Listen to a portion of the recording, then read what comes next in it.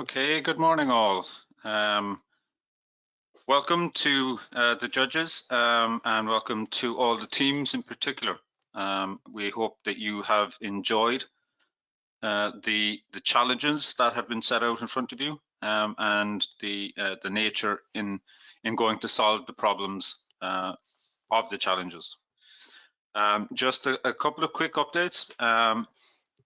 So your presentations are going to be 5 minutes in duration, followed by approximately 8 minutes of Q&A session from the judges.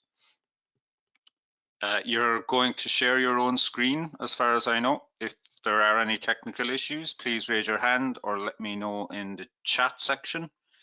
And I can display your presentation on your behalf if necessary. But preferably it will be your own screen, the team captain or the nominated speaker, whoever that may be.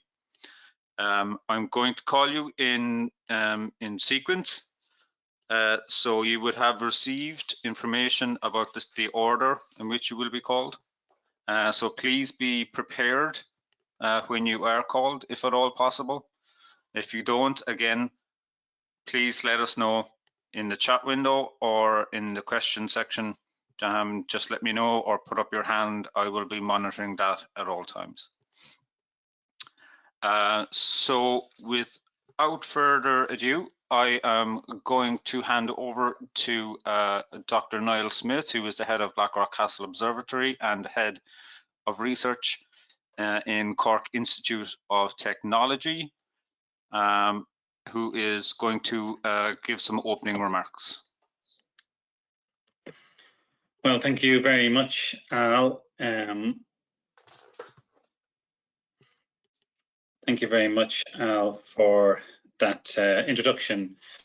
So welcome to everybody who's on the call at the moment. This is an exciting day. I hope you're all feeling excited. I'm sure everybody's feeling a little bit nervous.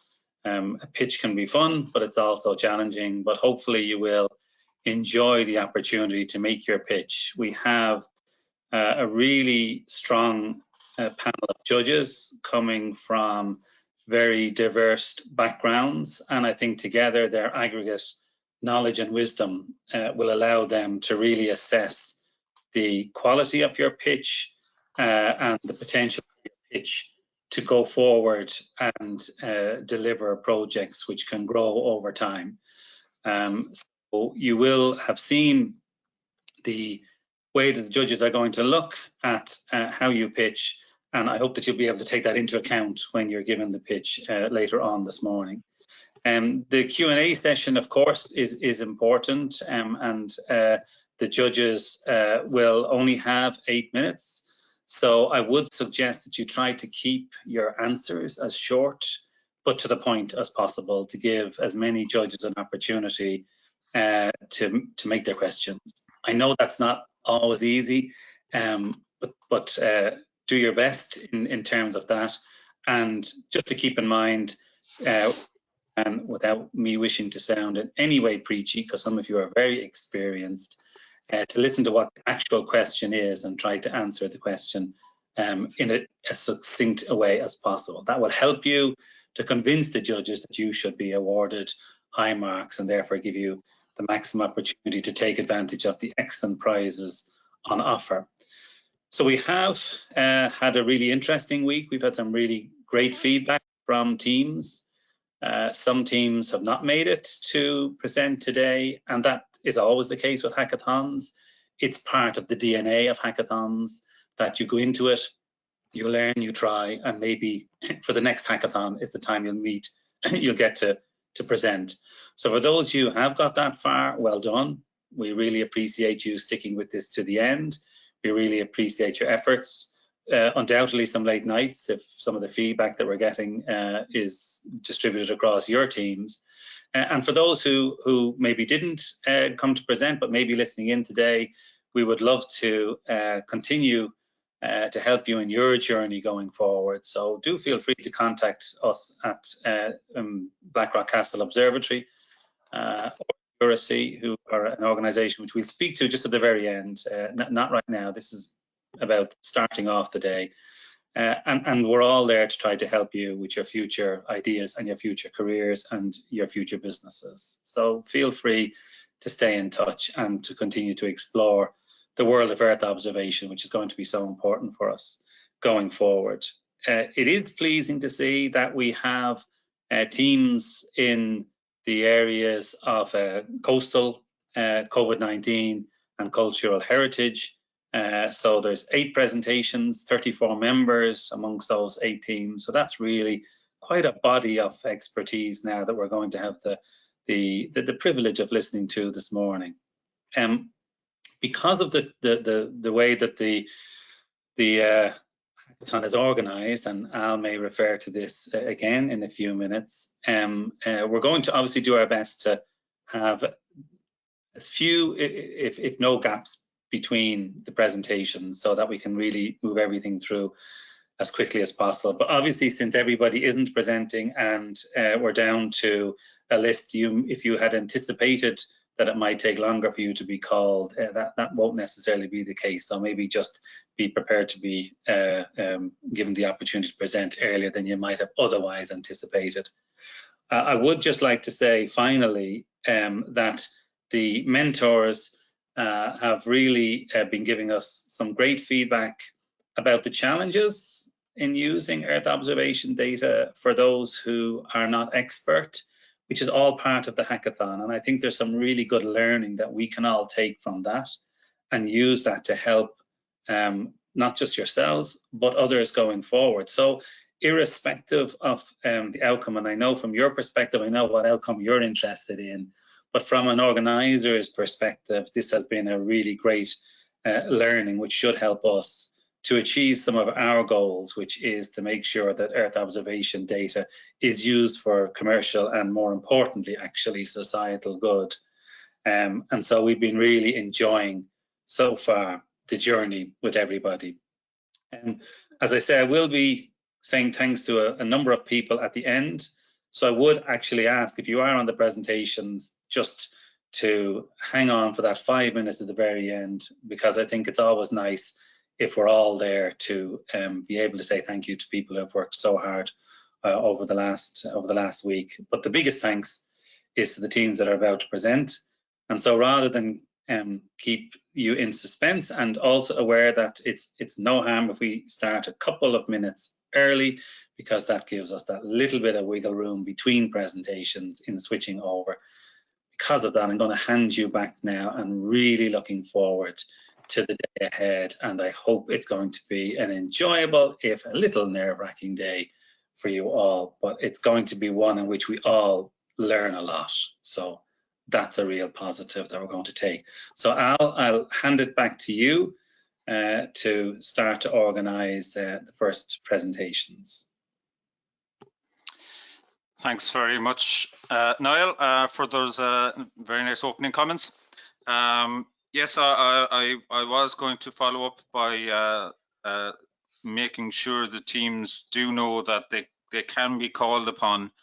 They will be called upon in order as the sheet that was sent to them. But from a timing point of view, if all members could be ready to be called upon as necessary, then that would be very helpful. So please be prepared if you can. There will be some slight downtime in some instances when I'm moving people into presenter mode. So there might be a couple of seconds of no time. So please bear with us while I move people in and out of being presenter mode. Without further ado, we have our first team. So first up is Space 4HP. So Ariana or Marco.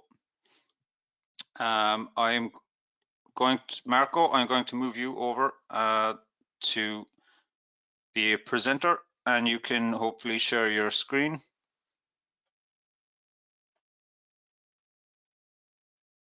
Hi, this is Ariana, not Marco.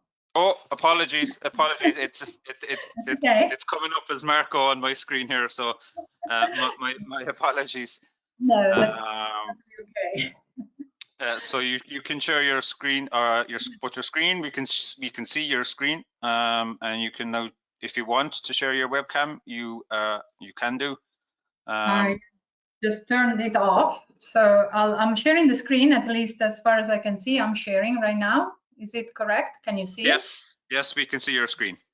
Okay, great. So please, so you have 5 minutes to make your presentation, followed by 8 minutes of Q&A. Okay, thank you so much.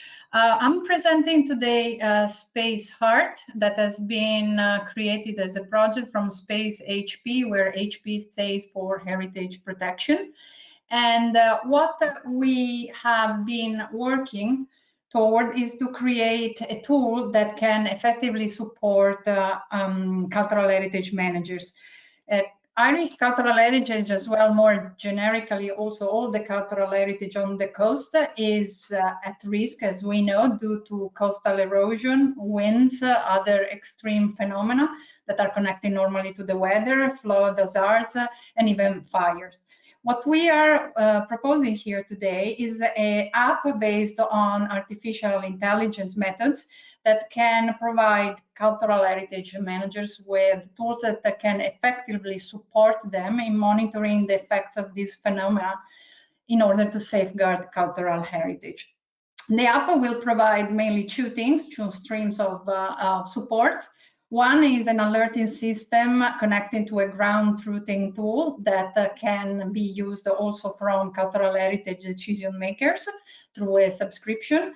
And the other one is a citizen science app that can provide extra information, complementary, and it's a complementary alert tool for the people that want to use it in a gamification sort of role, and also is needed, it's very much needed in our opinion, to increase the awareness of people, of society, toward the cultural heritage and the dangers that are threatening cultural heritage. So I'm going to explain you further the principles on which we have based our tool. Basically, we have an artificial intelligence platform that takes input both from archaeological and heritage inventories and Earth observation data and indices that are extracted by them using a number of platforms. The data are here represented, as you can see. From one side, we have data coming in from archaeological repository. In the specific case of Ireland, we have identified the National Inventory of Architectural Heritage and the National Monument Service, but there are more services probably that can be included beside these two. From the other side, we have all the data coming from platforms like SoBlue and even Airbus and other platforms that can provide data.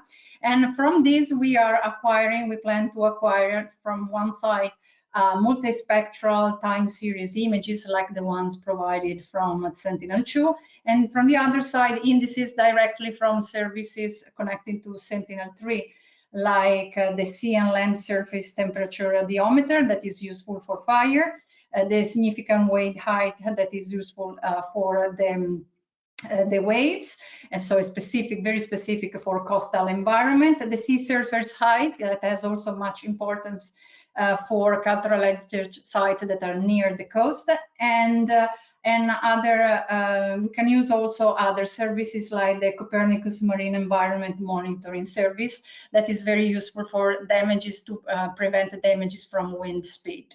Altogether, these things are connected and put inside an artificial intelligence system that is able to provide through an approach called semi-supervised deep neural network for change detection, is able to put together all this information and create in output from one side a degradation score of the coast, and from the other it provides an alert. And so once they have it has elaborated all the information that is in, it provides an alert when a rapid and abrupt change has been detected. This alert goes straight into an alerting message for decision makers and cultural heritage managers that can be alerted of something happening on specific sites. And 1 minute left. Okay. Okay, and the tool enables them also to go there and take imagery and take decisions about what to do next. And the other part, sorry, I have a technical problem. I cannot switch. Oh, here it is. The other tool is instead the citizen science, where citizens can go to sites that have been signaled as under threat and can take picture their own and provide their own information and taking photos that are sent into the system, and the photos are evaluated through by means of a peer review system, creating a lead board of the sites that are most endangered. And this information gets to the cultural heritage managers that can use this information for improving their knowledge of the landscape. And this is done because cultural heritage management are not so many, and they might not be able to go by themselves to check all the sites that have been in some way endangered, or we think through our analysis have been have been put under threat. Finally, our business plan. The most important things I would say here, given the short time, is that our value proposition is an alert system tool together with the citizen science through gamification that support us also in involving more society into protecting cultural heritage. We have the revenue streams coming from customer subscription in the ads connecting to the app, and also looking forward sponsorship of strong sponsors from the area. And we have 2 user segments for the free app that is connected to citizen science, with young people that are involved through gamification, and older people that are more involved through communities. Finally, our customer segments are mainly the Department of Culture, Heritage, and all the cultural heritage managers, and it's National Monument Services, the Irish one, or also other ones from other countries when this tool is applied to other countries, because it's done specifically here for Ireland, but that can be applied to any other country with a cultural heritage on the coast that is at risk. And also through other customer segments is in insurance companies, because most of these sites might be under insurance, so there could be a revenue also involved in them. Finally, a brief presentation just of my team that I would like to thank for having been so supportive in this during this hackathon. Thank you. Thank you very much, Ariana. I'm just looking here to see, do we have any questions from the judging panels? If you do, please submit them to the chat room or indicate to me, please.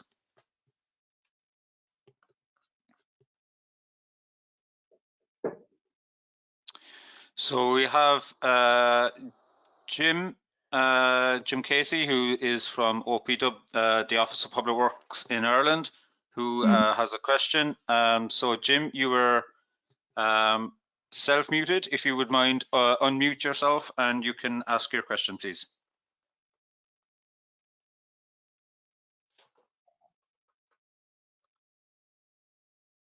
I hope you can hear me. Yes, we can. Can you hear me okay, Ariana? Yes, hi. Okay, thank you very much for your presentation. It's a very interesting project that you propose. Can you just maybe elaborate a little bit on how you see this project and the outputs of it creating value, and also a little bit on how you see its technical feasibility? Yes, sure. So the value that is created through this project, well, we will have available an alert system tool that doesn't exist yet, and can strongly support the work of cultural heritage managers. So they don't have always to go to check everywhere, but they are alerted where it's a good idea to go to check. So it's basically speeding up operations so that they can understand immediately when an event happens, what are the sites that are most likely in danger, and they should go to do special checks for those sites. From the other side, the other value that we have is that connecting with all the part related to citizen science through gamification app, because we create also a loop between the communities and to the cultural heritage. We push communities to go to check the cultural heritage so that information comes not only from single expert going to visit sites, that takes time, but can come very quickly from communities that are involved and that live nearby the heritage that has been or possibly has been endangered because of events, dramatic events that could be fire, could be very high waves, could be floods, or very strong wind. So in this way, we have a technological tool from one side and a societal and community involvement from the other side, together to combine together to save cultural heritage. Your other question was about the feasibility, I think I understood correctly, of the technical parts. Yes, just how you see it being technically feasible.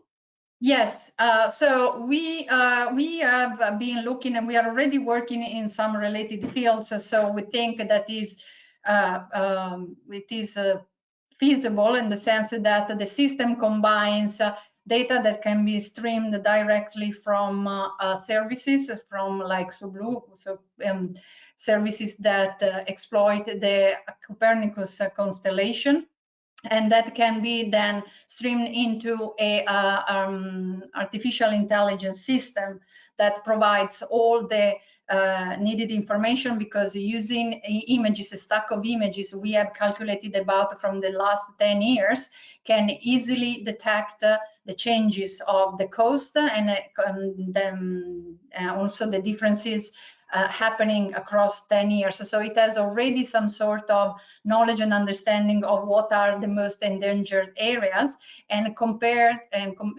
this is put together with the information from the locations of cultural heritage sites. So it can provide immediately some buffer areas around the most endangered cultural heritage sites that are kept under special consideration during the following part of the elaboration.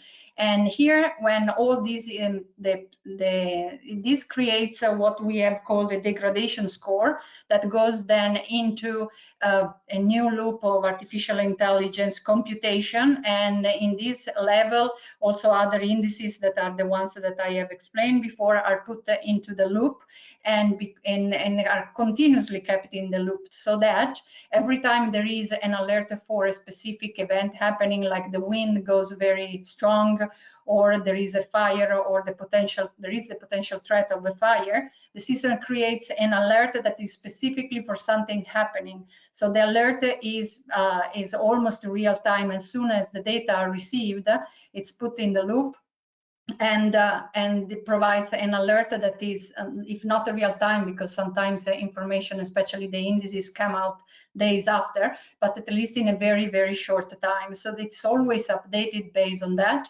and provides information to cultural heritage managers on what are the sites that should be checked immediately. I hope I have answered. If you have specific questions, please just ask. Thank you very much. Thank you. We have another question from Elise. Elise, if you want to unmute yourself and pose your question. Yes, thank you, Alan. Thank you, Ariana, for the presentation. Thank you very much. My question would be, according to you, how long would be the creation, the development in the future? depending on which parts, so the two parts will proceed a little bit separated. I think that to develop the AI part would take, depending on how many people are involved and how much time is dedicated clearly, it would take probably at least 1 year of intense work, because the AI part for the to develop the semi-supervised deep neural network for change detection algorithm will take a little bit of time, because we can use some algorithm already existing, but some of them have to be further developed, and also is necessary to create the infrastructure that can stream directly the data and put together all the indices and the degradation score system that I have described. The parts that are related to the apps are much easier, and they have clearly, they should have at least a period, a testing period on a limited number of users, both from the side of cultural heritage experts and from the side of common people that is interested, community that is interested into participating. They would take definitely less in the development, because they just have to receive the alert, and then it's basically, especially for the community, it's basically a gamification tool. So it's a game that shouldn't take too long for the implementation. Again, I think that is worth in this case, especially in this case, given that we want to have good information from both cultural heritage managers and from community. It's important that this information is well received, so there is a long testing period to make sure that we cover for all the possible flaws of the initial planning. Okay, thank you very much. So we are we've just over 1 minute left, so maybe we have a couple of more questions from some panelists. If we want to do a kind of a rapid fire style as they do on radio. So Stavri, yeah, you have a question? Yes, a quick one. So my question is, how would you combine the analysis of the Copernicus images that you get about the changes, and also the photos that you get from users on the ground? If they show any differences, how would you combine and fuse this information? From we don't receive basically the pictures that we receive from people on the ground. So both the cultural heritage managers and the community are pictures that detect the damage. So the cultural heritage managers and the community can provide us with pictures of the damage, and that's what we evaluate. We don't combine them, we evaluate, we get the scoring system so that we know which ones are the sites that have been for real affected by the problem, by the wind, by the fire, and so on. And this provides us with, we put this information into the loop so that we know that our system, our app has worked very well on one side, but not that well in another side, where, for example, nothing happened. So what we get in is not the picture itself, but is the information on the reality of a damage happening. Like, for example, a cultural heritage manager goes there and can detect that some bricks have fallen, and so what they send is the image of the fallen bricks and the information that our tool worked properly because it detected the danger in that site. Okay, thank you very much. I'm afraid we're going to have to leave it there. We have actually run out of time, unfortunately. So thank you very much, Ariana, for your presentation. And we will now move on to the next team. So up next, we have Team Maya. So Aravind, I am going to, yes, I have you here. I'm going to move you over to being the presenter. And you can share your screen. And if you choose your webcam, you are currently self-muted, so if you wouldn't mind unmuting. Hello, can you all hear me? Yes, perfect. Yes, thank you. And we can see your screen too. Brilliant. Gonna start now. Just add the timer. Just gonna start the timer. Okay. So we are Team Maya. We are a team of interdisciplinary international people. So myself, I'm a consultant in the Earth observation industry. We have an expert in image processing, Juliana. We have a software engineer who's an expert in machine learning, Mahabir. And we have Agatha, who's a PhD student in computer science. And what's common among all of us is we're passionate in using satellite data for use in society. As we understand it, because as you see from here, two of us are in France, one in Sweden, and one is local. It was interesting to find out that tourism is very important in Ireland. It's generating a lot of jobs. It's contributing a huge amount to the economy, and of course, it's welcoming a lot of tourists. And why are they coming to Ireland? They're coming because of all its heritage sites, a lot of which are near the coast. Some of them are the UNESCO heritage, some of them are in the tentative list. But as we see it, these sites are under risk. There have been a lot of events. You see here on the screen Dunberg Fort, which has been impacted by a lot of storms and hurricanes, including one of the strongest ones, all through the year. So it's you can see on the right a quick timeline showing 2017, 2018, 2019, and as a result of all that, you see that Dunberg site was destroyed. It was closed for restoration, and then it was reopened, and then it was closed again by the OPW because of storm damage. So it's important to understand what is going on here and understand what are the factors that are causing coastal erosion.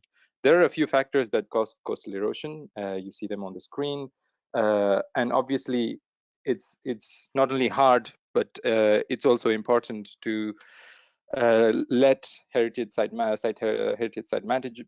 and also the policymakers to understand what's going on so that they can take actions, because there is a knowledge action gap. Maybe we have knowledge, but there is a action that is missing, and there needs to be a tool that lets people take actionable decision. So what we propose from Maya is we want to use satellite data combined with other sources of data, such as when did the storm occur, or any event occur. So combining satellite data with open source data, and then identify the correlation between different variables with the coastal erosion. So there are a lot of variables that I showed you previously, and we need to see the correlation in different sites. In one site, it might be one variable that is impacting, and on another side, it may be another variable. So from a policymaking perspective, it's important to identify what is actually causing it. If it's man-made, is it natural, and is it human-induced natural, such as construction of new buildings, which is also an important factor. So that's what Maya's value proposition is. What we aim to do is to plan to analyze the change in coastline over a period of time as a time lapse, if you want, and then correlate that with the variables that I showed. So we aim to use these variables that you see on the screen, and a couple of them we have done it during the hackathon. So for this hackathon, we focused on Dunberg Fort, the one that I showed you before. And what we plan to do in the future as well is to scale it, to a similar site, rocky vertical coast site, and then to different geological sites with different characteristics. So if you scale based on the sites, the variables will change. So we want to go with a scaled up approach that is based on variables and based on sites, eventually throughout Ireland, and then also throughout the world. So that's what we aim to do. Our target customers are site heritage managers who are going to be useful, who can be using this tool to understand the changes that happen to their coastline. Policymakers, like I said, to understand what really is changing and what kind of actions they need to take in order to keep not only the site safe, but also to keep the tourism sustainable, which is a very important factor. You've one minute left. Yeah, thank you.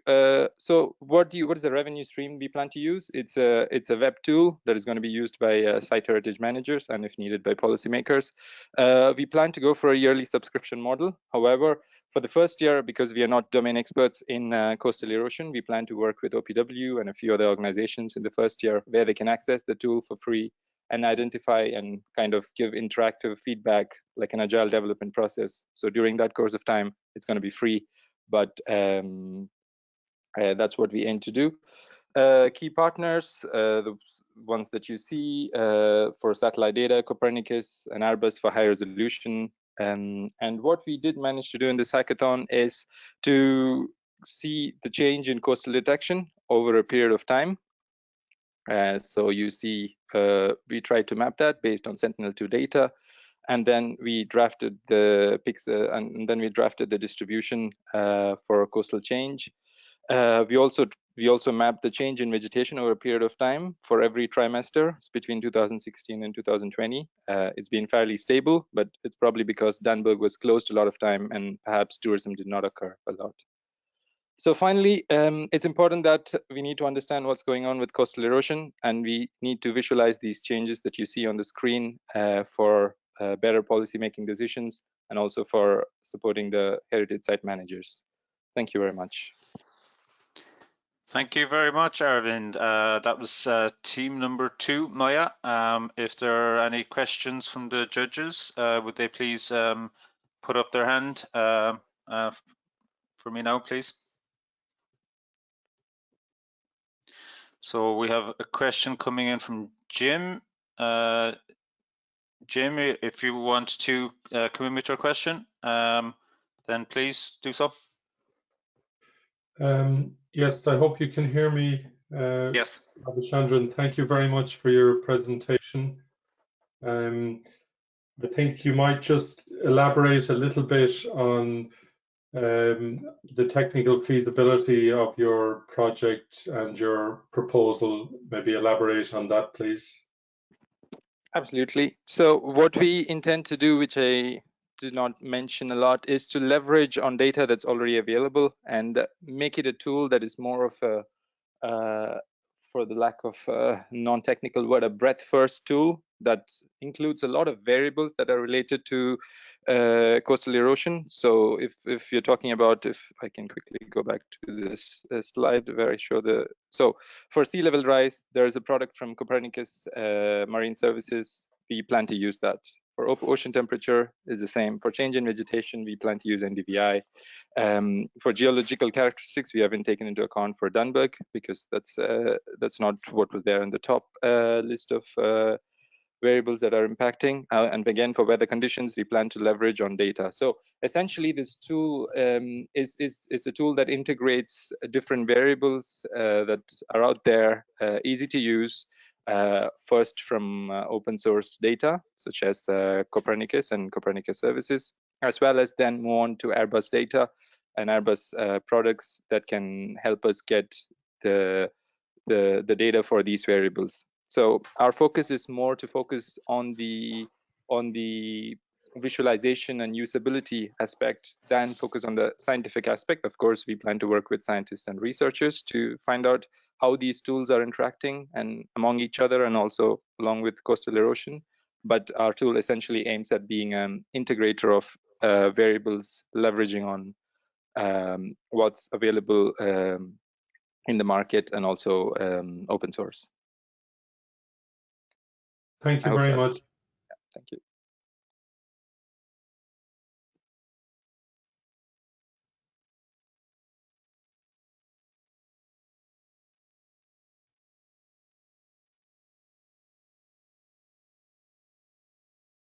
Hello, I'm not able to hear anything. Is somebody talking? Or is me? Oh, yeah. Sorry, Jean, you should be unmuted now. So if you want to pose your question.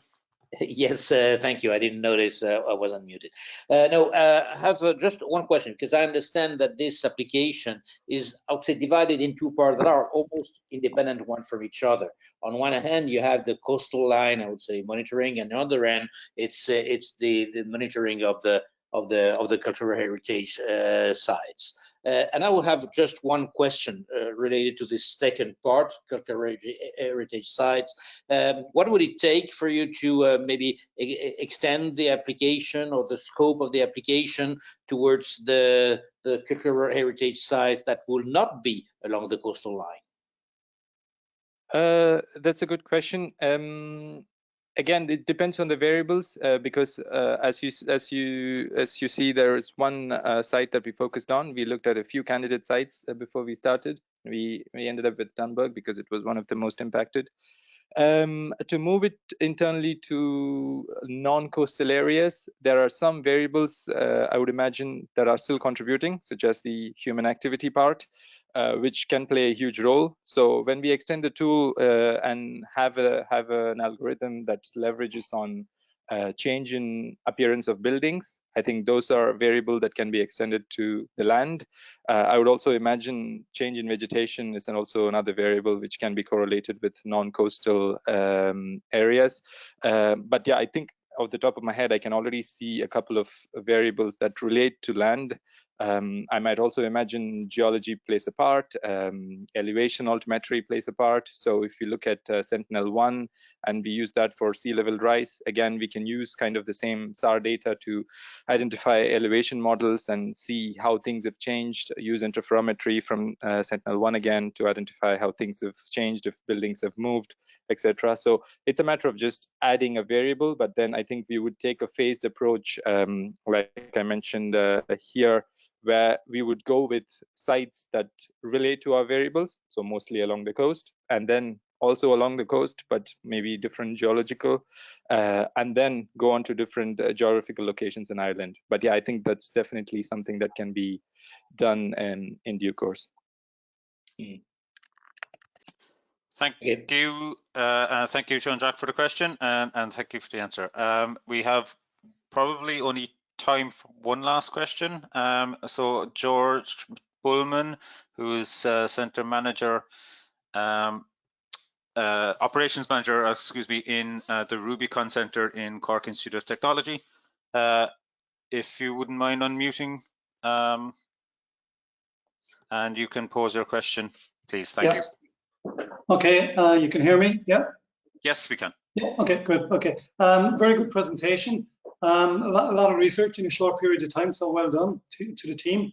I suppose looking at the team, I didn't see any like business person in the team. I would call a business person, which leads to my question: is that you mentioned in a number of slides about the tool. You kept referring to the tool, but you didn't demonstrate the tool to me enough to know what's this tool and how it's going to bring it all together. And secondly, I suppose my question would be, how would you fund this project? Thank you. Thank you. The first part of the question on the business side of things, well, maybe I didn't introduce myself properly. I'm a consultant at PricewaterhouseCoopers who works in the earth observation industry specifically, and I bring in the best in business expertise because that's what I've been doing in the last few years. So I bring in the business expertise, and the other three members bring in the technical expertise. So that's to answer that part.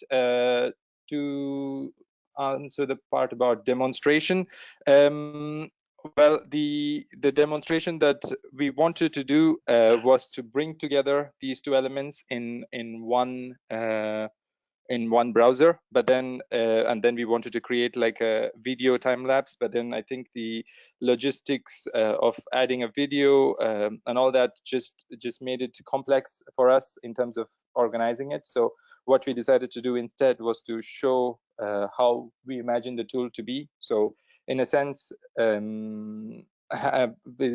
now it's only how the tool should look like because we focused on DVI and the algorithm. But essentially, the tool is just a web interface where you will see the change in coastal detection that you see on the screen correlated with the time series on the same screen. So that's essentially what we would have liked to present, but then we focused on two different modules and we do not have enough time to really integrate those two modules. So that's the answer. And to answer the question on funding, for the first few months, it's a question of, because the costs essentially are just using the data from SoBlue and Airbus if we need high resolution, just to see what's going on. But other than that, the tool for the first few months, we want to bootstrap essentially. And then what we would like to have is, as I mentioned before, we want to work with one organization. It can be the OPW, it can be the site of Dunburg, which can then work along with us as a proof of concept for during the first year, with a memorandum of understanding for the future years to buy the yearly subscription. So because we lack the domain knowledge, we want to go with this business model approach where we co-develop it with an organization, essentially letting them define the features, obviously with the balance of keeping not to be too specific to that site, but we want to co-develop in the first year and then fund it with yearly subscription following that. Okay. Thank you very much, Aravind, for that presentation and for the Q&A session. So we are now going to move on to the next team, which is team number 3, SDAE. And I am going to hand over to Sanyada. Thank you very much. Bye-bye. Thank you, Aravind. You should hopefully see a prompt on your screen. Thank you. All right. Yes. Can you see my screen, please? Yes, we can see your screen, yes. Can you hear me as well? Thank you. All right. Good afternoon, everybody. SDAE is our team name, and we've come from different parts of the planet. And why do we come to Copernicus Hackathon? So some of us has knowledge about the problem that is surrounding the ESA and the European continent parts, and we want to try and do something about it. So some of the problems are user personalizations, marketing problems, and one of the biggest problems surrounding space data is consumer satellites. And when I say consumer satellites, people do ask, can you bring satellite data to consumers? So is it possible? Satellite data is still expensive, so decision makers haven't got access to these. And we want to take data from Airbus, Sobloops, and all those people and break the barrier that will make satellite data come down to the decision makers. So coastal managers, with me, people that are making decisions. So people that we use these informations. Problem we have is explainability. So how do you convince a manager or a coastal manager that there is a problem here and they need to implement?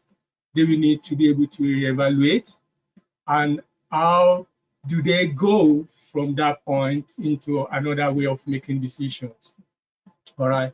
So, okay. So part of the problem we're looking at to solve, so actively monitoring coastal changes.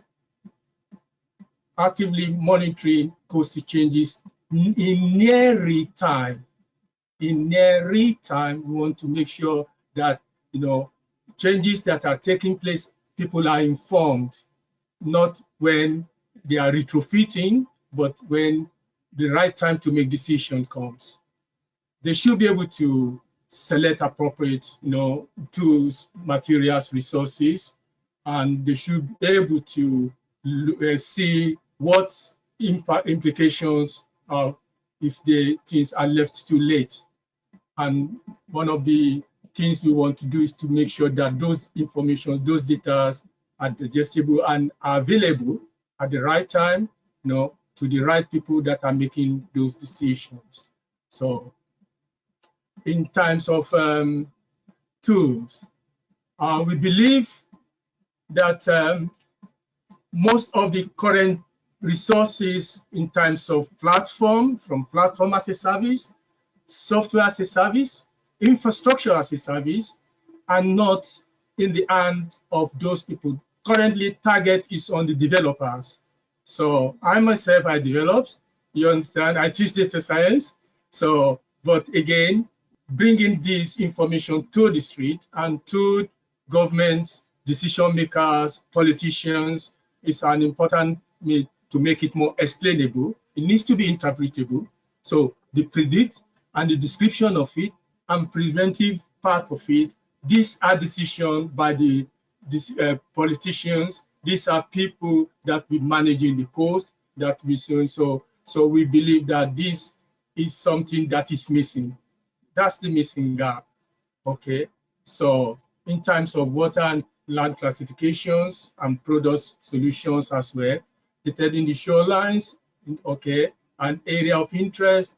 Wherever there is an area of interest, then it needs to relate to point of interest there so that things can be done very well. So most currently now, one of the problems we have along the coastal lines and the beaches and so on is that either the information is not there or it's too late, so that the decision maker can then do something about that.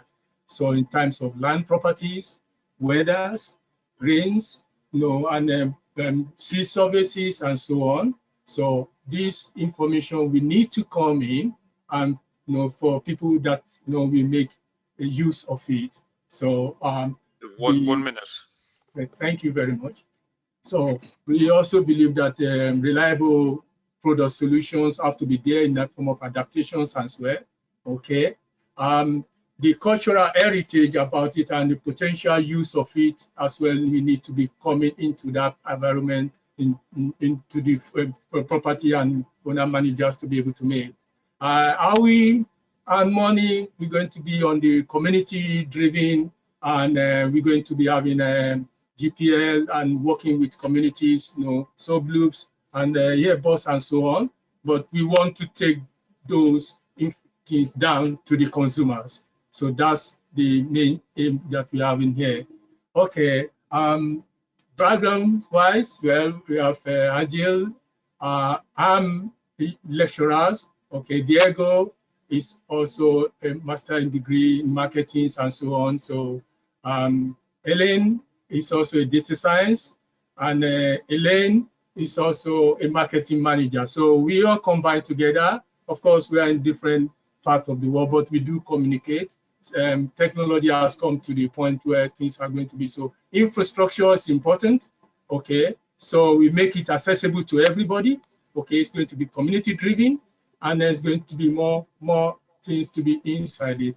Okay, so do a little bit about that. All right, thank you so much. Right, okay. Question, please. Thank you very much, Sanyad. If the judges do now have any questions, if they could please raise their hand and let me know on the chat panel, and I will refer you accordingly. So we have a question coming from Jim again. So yes, please, Jim, you have the floor. Thank you very much, Sanyad. Well done on your presentation, and thank you for all the work of your team. Can I just ask, can you elaborate on how you see the project and the outputs of your project and tools creating value for coastal managers, please? Okay, thank you very much.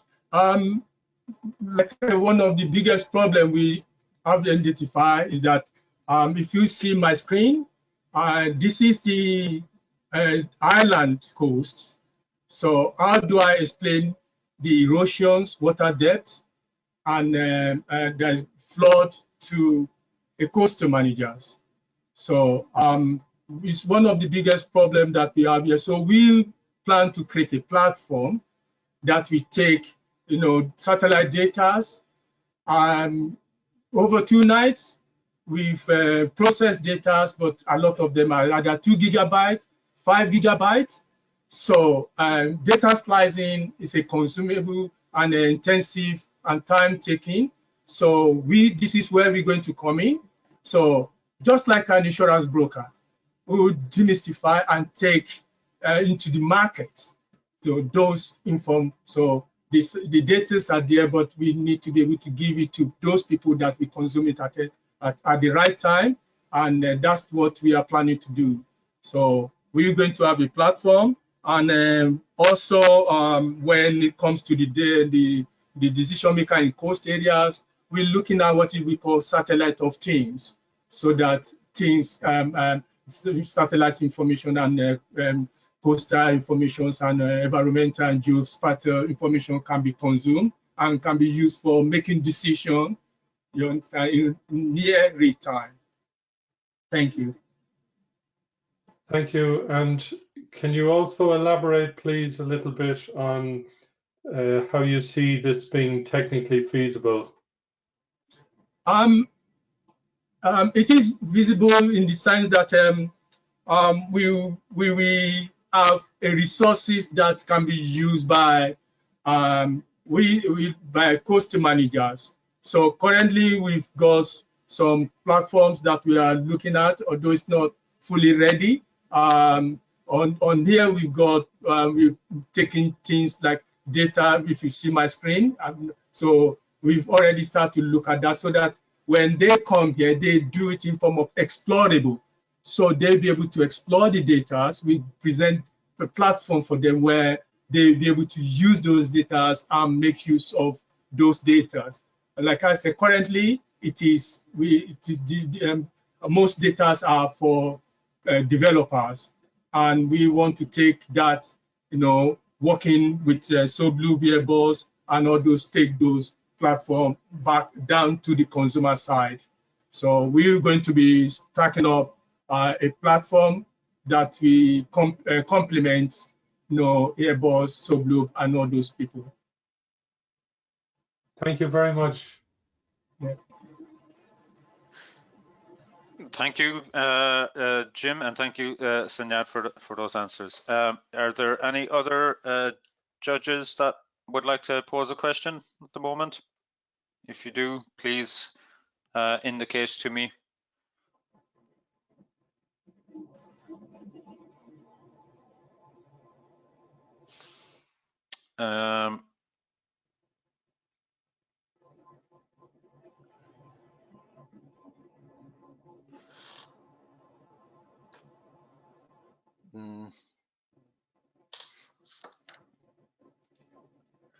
So I think maybe one of, no, okay, no, sorry.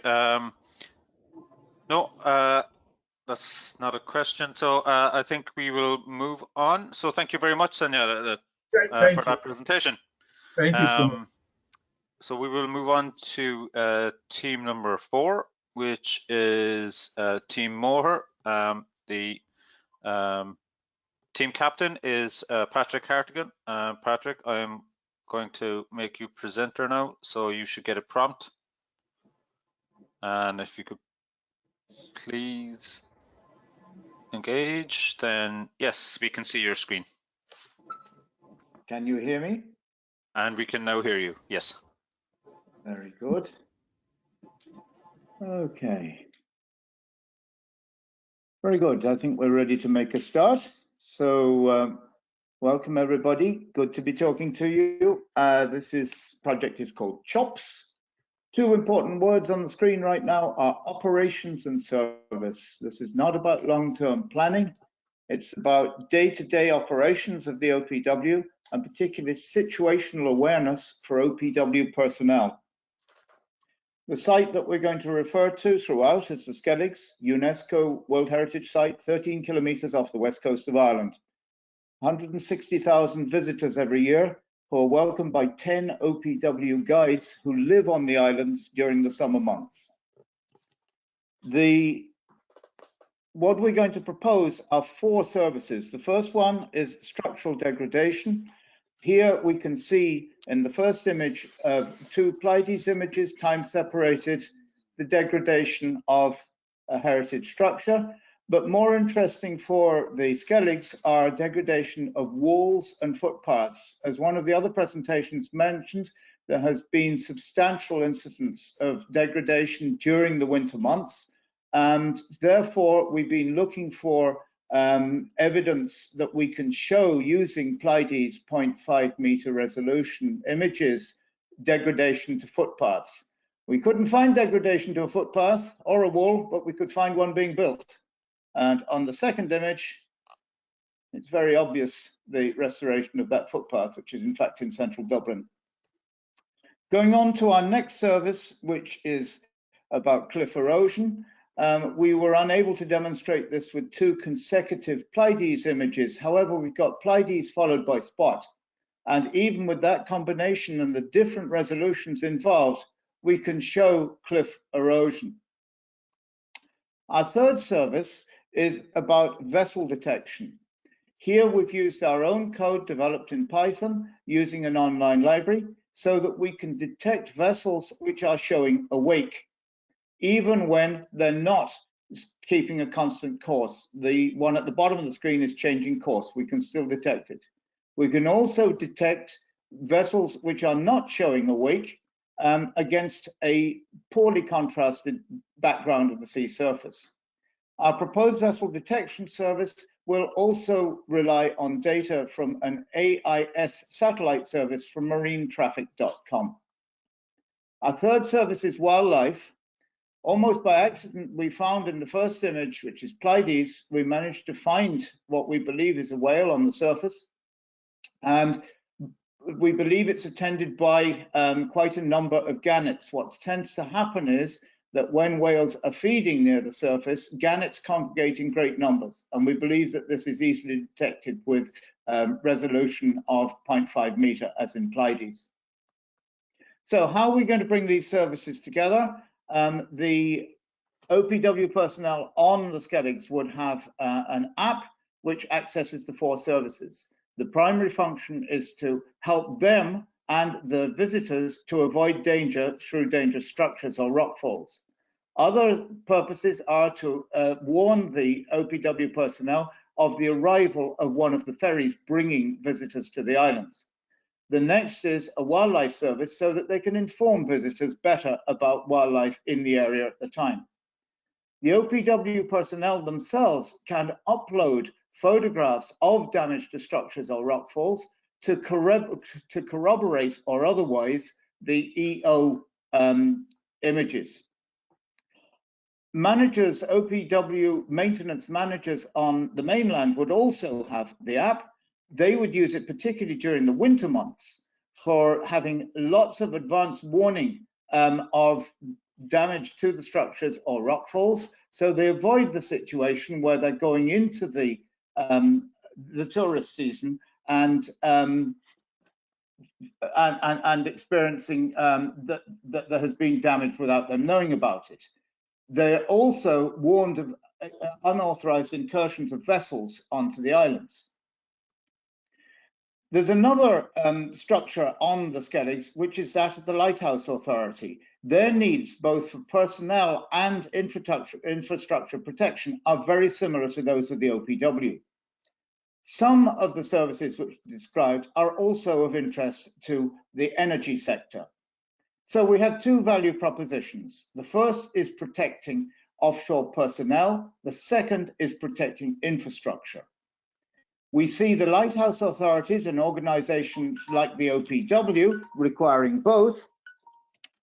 We see the energy companies just being interested in the infrastructure. You've 1 minute left, Patrick. Very good, thank you very much. We believe that we can reach a turnover of over €500,000 by year 3 from these services sold to these 2 customer categories. That is based on a subscription of approximately 15,000 annually for something like the OPW's use on Skelligs and by the maintenance crews based on the mainland. What we're proposing is a recurring revenue business model which will have low churn and provide plenty of opportunity for upsell by increasing the EO services and other services which are offered to the 2 customer categories. The channels to reaching the customers are direct, and also we can avail of quite a large number of existing contacts, as we'll explain in a moment. For some territories, agents will be used. There is much more technical development to do, as what we have done so far is largely unautomated. We have a lot to do in terms of implementing AI and neural network solutions. The sales and marketing work will also require considerable investment. We believe that we can do this just with one technical person and one salesperson for the first 2 years, doubling that number in the third year. Our main partners are Airbus and Marine Traffic, and this is our anticipated expenditure in year 3, leaving a net profit of approximately 125K in the third year. Where do we come from, and why are we in this market, and why are we interested in operational situational awareness? We're a 25-year-old company. We've created a number of spin-offs in those 25 years. The most successful was precision wind and wave forecasting for maritime operators. Nowcasting, just going maximum 24 hours into the future. I think we're going to have to wrap it up there, Patrick. Sorry. Very good. That's my last thing, which is just our customer base now. Very lastly mentioned that our first customer for that service was the Commissioners of Irish Lights. Brilliant. Thank you. Thank you very much, Patrick, for that presentation. If the judges have any questions, would they please raise their hand so that I can pose them to you. So I have a question here from Jean-Jacques Totora from Foresee.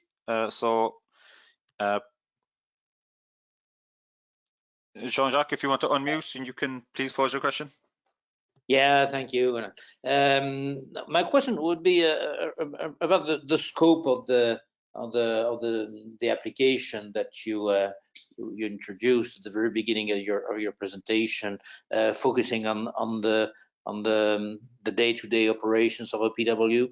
And my question would be related to that. So since your scope is very clear on these day-to-day operations, what is the period at which rates do you intend to refresh your data?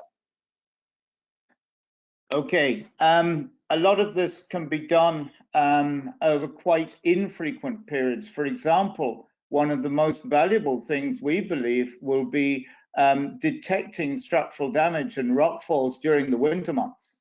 The current situation is that the OPW, I believe, have very little warning until they send people out there in the spring, very shortly before the summer season begins.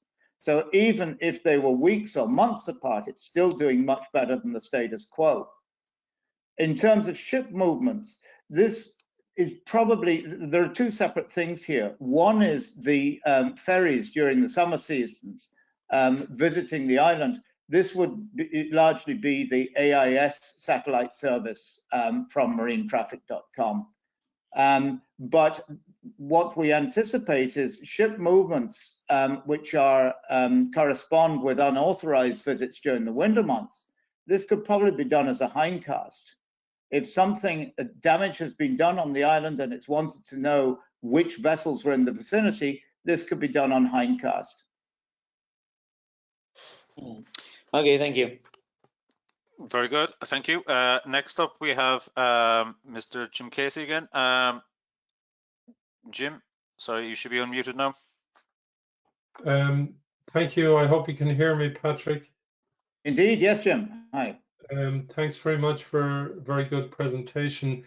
I just wanted to explore a little bit about the technical feasibility. So maybe you could elaborate a little bit on how you see it being technically feasible and what you've considered in relation to making it so. Right. Well, in terms of the image processing, as I say, it's manual at the current time, but we know and we are looking at ways of automating it. For example, straightforward edge detection algorithms, and then progressing towards use of AI for automating the process. But because we believe that quite a small number of images would be required, and we're initially looking at a very tightly defined geography, the continuation of manual processing would be possible for a while. In terms of the feasibility, we do require high resolution. So we believe that the feasibility at 0.5 meter pixel size is perfectly okay, and we can avail of those images from Pleiades. Perhaps the biggest barrier to feasibility right at this moment is mobile coverage on the Skelligs, which we recognize as being an issue at the current time. Thank you, Pat. Thank you, Patrick, and thank you, Jim. So next question from Stavry, if you want to unmute. Hello, Patrick. Very interesting presentation. My question is about the road ahead. So how are you going to build an MVP tested with your real users like OPW personnel and deployed later on? Right. Well, obviously, building the user interface side of it is relatively trivial. The complication is building the system for the comparison of time-separated images. We would initially start with a short period of a trial using manually filtered images, and then we would bring in the intelligence over a period of time to do that automatically. As I say, the current image processing that we're doing needs to be upgraded considerably. And we've been looking at things like edge detection using OLO maybe, and that would be the next step. The terms of reaching an MVP, we think that all 4 services could be demonstrated from the start. And we particularly would concentrate on 2 things, which would be summer and the requirements of the OPW personnel on the land, on the island, and then winter. And particularly they're looking at incursions onto the island by vessels and looking at degradation to structures and rockfall. Okay, thank you. We have one final question, but we're going to have to make this pretty quick. So Bruce, if you want to, Bruce Hanna from the National Space Centre in Cork, if you want to step in and pose your question, please.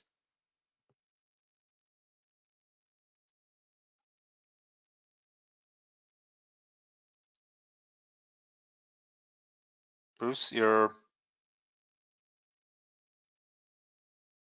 Oh yes, I'm here. Finally, my microphone wouldn't unmute. Yes. Can you hear me? Yes, we can hear you now. Yes, and it has to very, be quick. very quickly. Right. Specifically about the vessel detection service. Very interesting. Data sources that you intend to use, and have you identified any limitations with those EO data sources that you intend to use?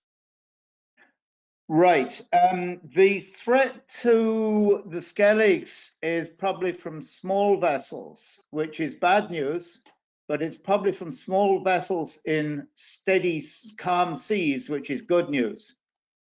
So we believe that we could spot vessels even with the resolution, sorry for the pun, but with the resolution of spot. It's quite possible, and we demonstrated the data set that we used during the hackathon was spot.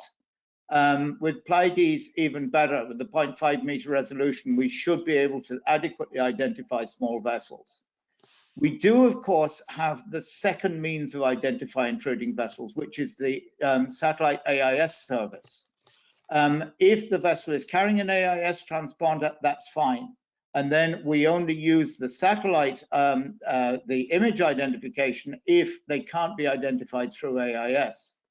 It's interesting to note that for other applications, like the energy sector, we believe that some of the offshore wind farms are now carrying AIS receivers on the wind turbines, and then report the presence of vessels in the vicinity via email to the people on the shore.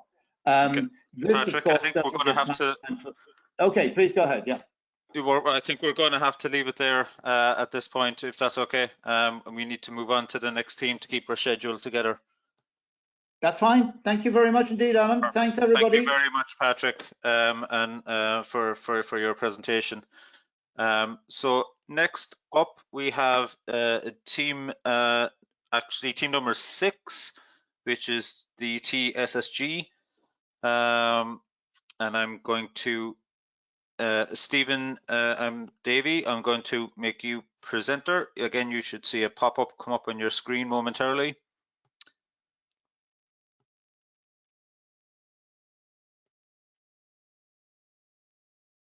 Hi, it's Stephen here. Stephen, how are you? Good, thanks. So if you can share your screen, you should be able to do so at the moment.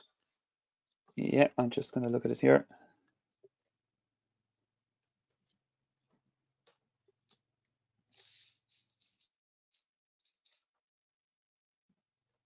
Okay. Yes, we can see it now, yes. Yeah. Okay, excellent stuff. Great, thanks. Over to you, Stephen. So 5 minutes. Okay. Thank you, and thanks for the introduction. So we're going to change the topic here a small bit, and we're on to COVID. COVID again it's one of the issues that is massively impacting the world at the moment. I'm representing the team here from TSSG. It's myself, Stephen Davey, and my colleagues Deirdre Kilban, Manzi Joseph, and Cian Kehoe. Our application is called Near Me, Visit Local Safely. As we know, COVID has been changing everything. One of the massive changes it has made is, for example, 99.5% drop off in foreign travel, just looking at Ireland, and airlines are only expecting like a 30% recovery through 2020. This is, limiting people's options of traveling and just having vacation time. So really what the buzzword that's going to be around at the moment around countries is staycations. And staycations are, you're staying in your own country, but you're looking to explore your own country. Potentially a lot of people will be exploring areas of their country that they wouldn't necessarily have ever visited before. But people have a new concern now, which is the stress that's also being related to COVID-19. The stress related to queuing, crowds, having to wear face masks where social distancing isn't possible. And these are all, major concerns of people that are looking to see where they're going to vacate this year. So we've developed an application and concept called Near Me. It's a mobile app, and it's going to be making day trip recommendations that promote local travel that's going to be safe to less crowded destinations. So how does it work? So we're going to be building a list of local sites based on a user's location, and it's going to be ranked on the average and predicted occupancy level of the car park facilities in those locations. We'll then be presenting the list to users through the mobile app, so they'll be looking at the top 5 sites that we'll make recommendations for that they could visit.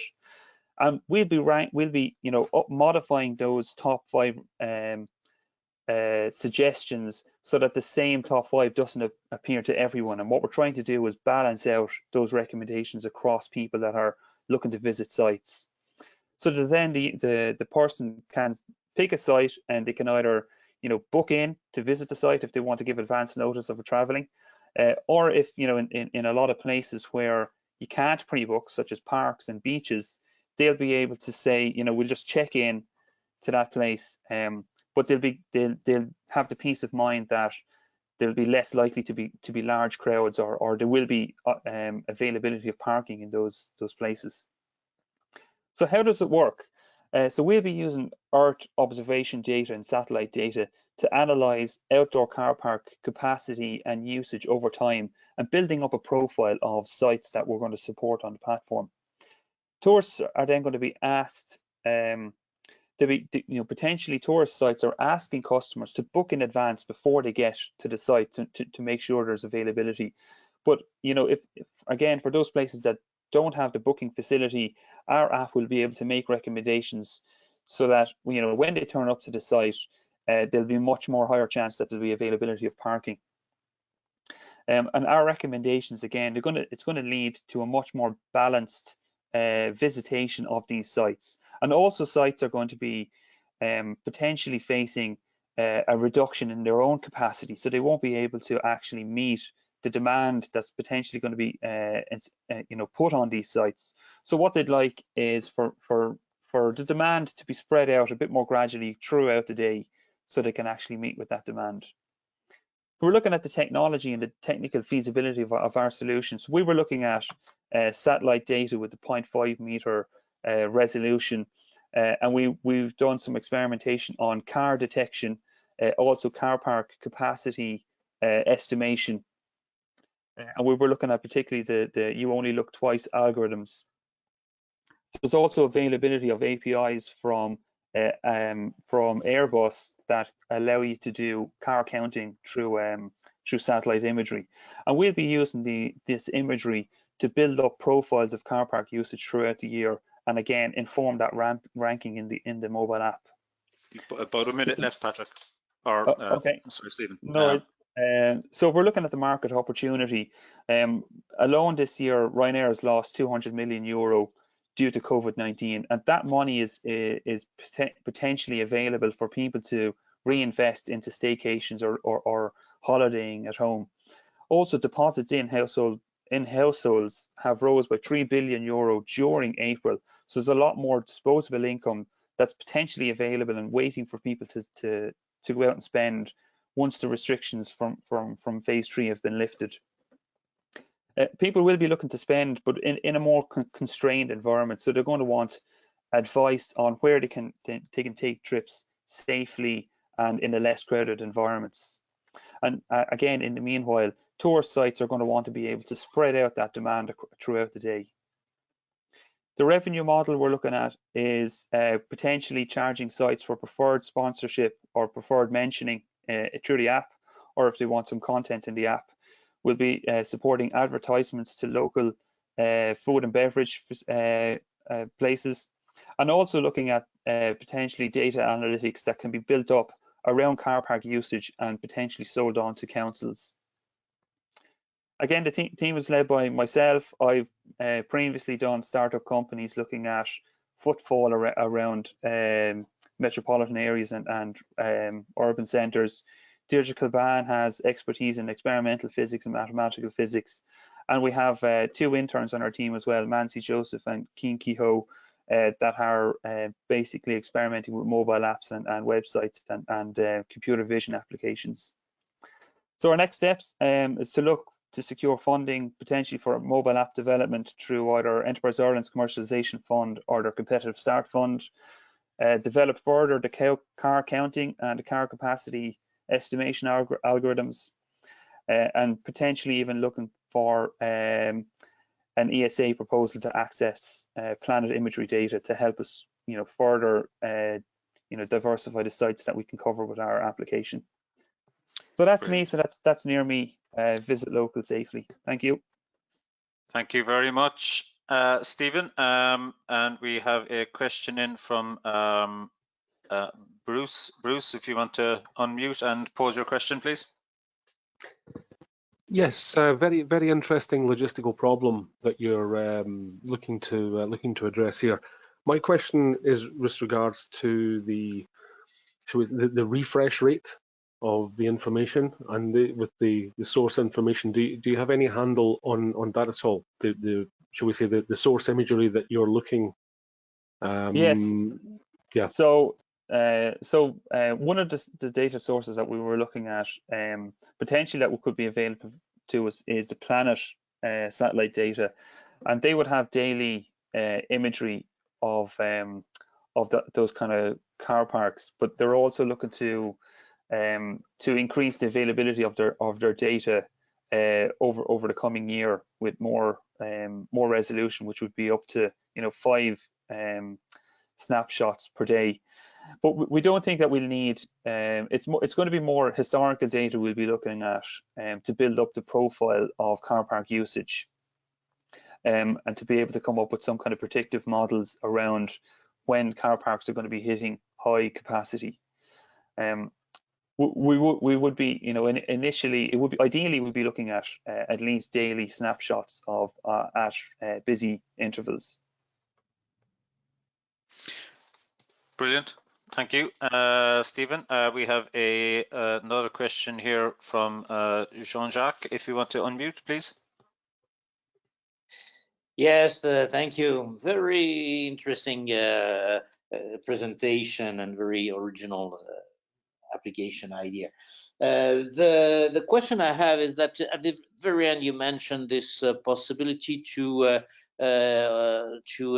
include the planet data in your application, but I also have noticed that the kind of data that you plan to exploit is 0.5 meter resolution, which is not the resolution provided by Planet, if I remember well. So what's the trade-off here? Yeah, so I guess what we're expecting is it is the 0.5 resolutions that we do require at the moment. As far as I'm aware, Planet will be looking to get that resolution in the next year or two, but they don't have availability of that right now. So we would be limited in using Planet until they have that resolution. In the meantime, we will be depending on that 5.5 resolution from the Pleiades mission, for example. Okay, thank you.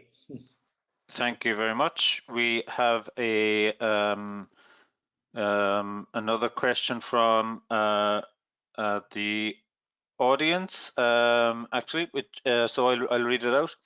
How are you going to assess a number of cars in the parking, and with which satellite exactly? Yeah, so we were looking at the satellite granularity that's going to be down to the 0.5 resolution. The car counting algorithms are basically, we'll be looking to estimate, you know, the using semantic segmentation of the image to look at identifying, you know, the area of car parks, and then looking at how much is being covered by actual cars. So we'll be coming up with a capacity kind of metric for car parks, and that's obviously going to change as car parks are going to be more populated. It's not going to be real-time data. We won't be seeing it as cars come in, but we'll be able to look at historical data from car parks and you know, correlating with the time of day to come up with metrics of actually estimating car park capacity. And it's an interesting approach because, you know, a lot of, you know, let's say it's a beach car park, or it's a park car park, it's in a park, public park. They wouldn't necessarily have the technology or the facility to be able to detect, you know, the capacity of those car parks. So we really see the application in being outdoor car parks that cover quite a large space where you wouldn't necessarily get indications of car park capacity. Perfect. Maybe two more quick questions because we're coming up on time soon. So there's a question here from Rimal. Rimal, do you want to unmute and pose your question, please? Yes, can you hear me? Yes. Yeah. Okay, so thank you for your presentation. My question is, do you think it's feasible to apply it globally, and do you plan to do so? Yeah, thank you. So I was, as in to apply the application globally. Is it feasible to apply it globally? I think is what she was saying. Yeah. So I guess it's that is the question.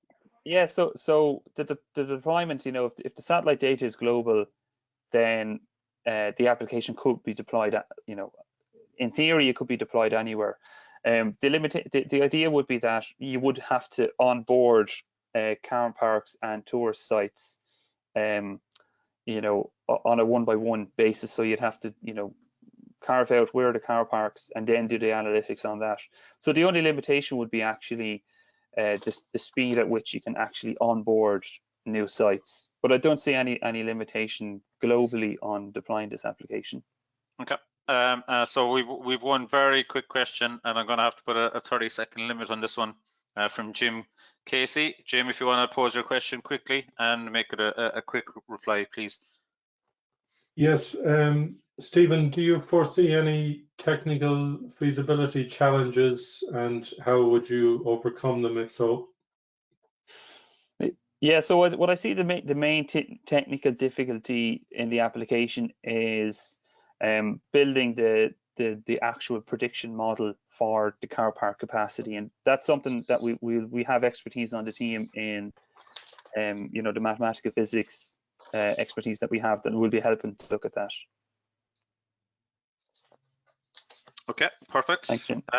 Thanks a million, Stephen. No worries, you're welcome. So next up we have Team 17, Goma from the Cultural Heritage Challenge. Olga, I'm going to put you as presenter. So you should see a pop-up on your screen.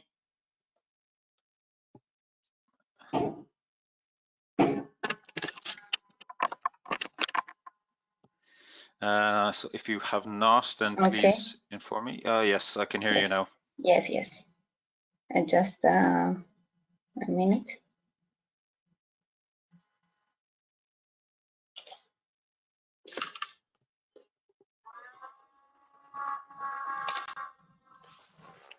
Yes, perfect. We can see your screen. Okay. Okay.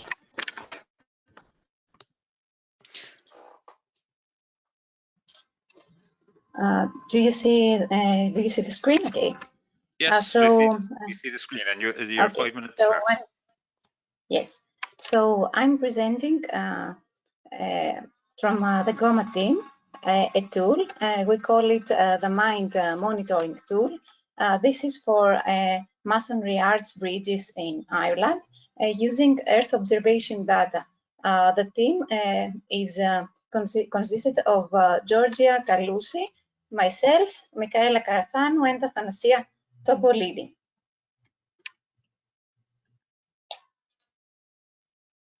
Sure. Okay, so what motivated us is that Europe has a wealth of cultural elements and objects, and especially when we looked into Ireland, we saw that it has a massive number, and we were impressed of the number of masonry arch bridges. It's over 25,000 masonry arch bridges, and we also saw that not only they are an important part of the cultural heritage and engineering heritage of Ireland, but also they are part of national roads and railway networks. So the protection of these structures has a double meaning, because if they fail, we firstly lose the cultural value, because these structures are non-replaceable, and we also lose the ability to transfer people and loads, and also there are a lot of socioeconomic effects. Especially regarding the masonry arch bridges, we see that they face a lot of challenges regarding extreme weather events and the increased loadings from modern transport fleets. The problem in these bridges is mainly focused on the behavior of their piers and abutments because of scour, since they are over rivers, and this effect is developed because of the flowing water. Nowadays, there has been a lot of progress in monitoring the behavior of these bridges, but still, the traditional monitoring scour systems have expensive installation, and their maintenance is also difficult and very expensive as well. So what we decided to propose is a monitoring tool for observing and measuring the deformations and all different kind of data for these bridges, in order to provide the necessary information for the decision makers to prioritize the scheduling inspections and rehabilitation measures. The objectives of our tool is to broaden the understanding of earth deformation, preserve the culture and reduce their vulnerability, and provide early warning capabilities to the decision makers.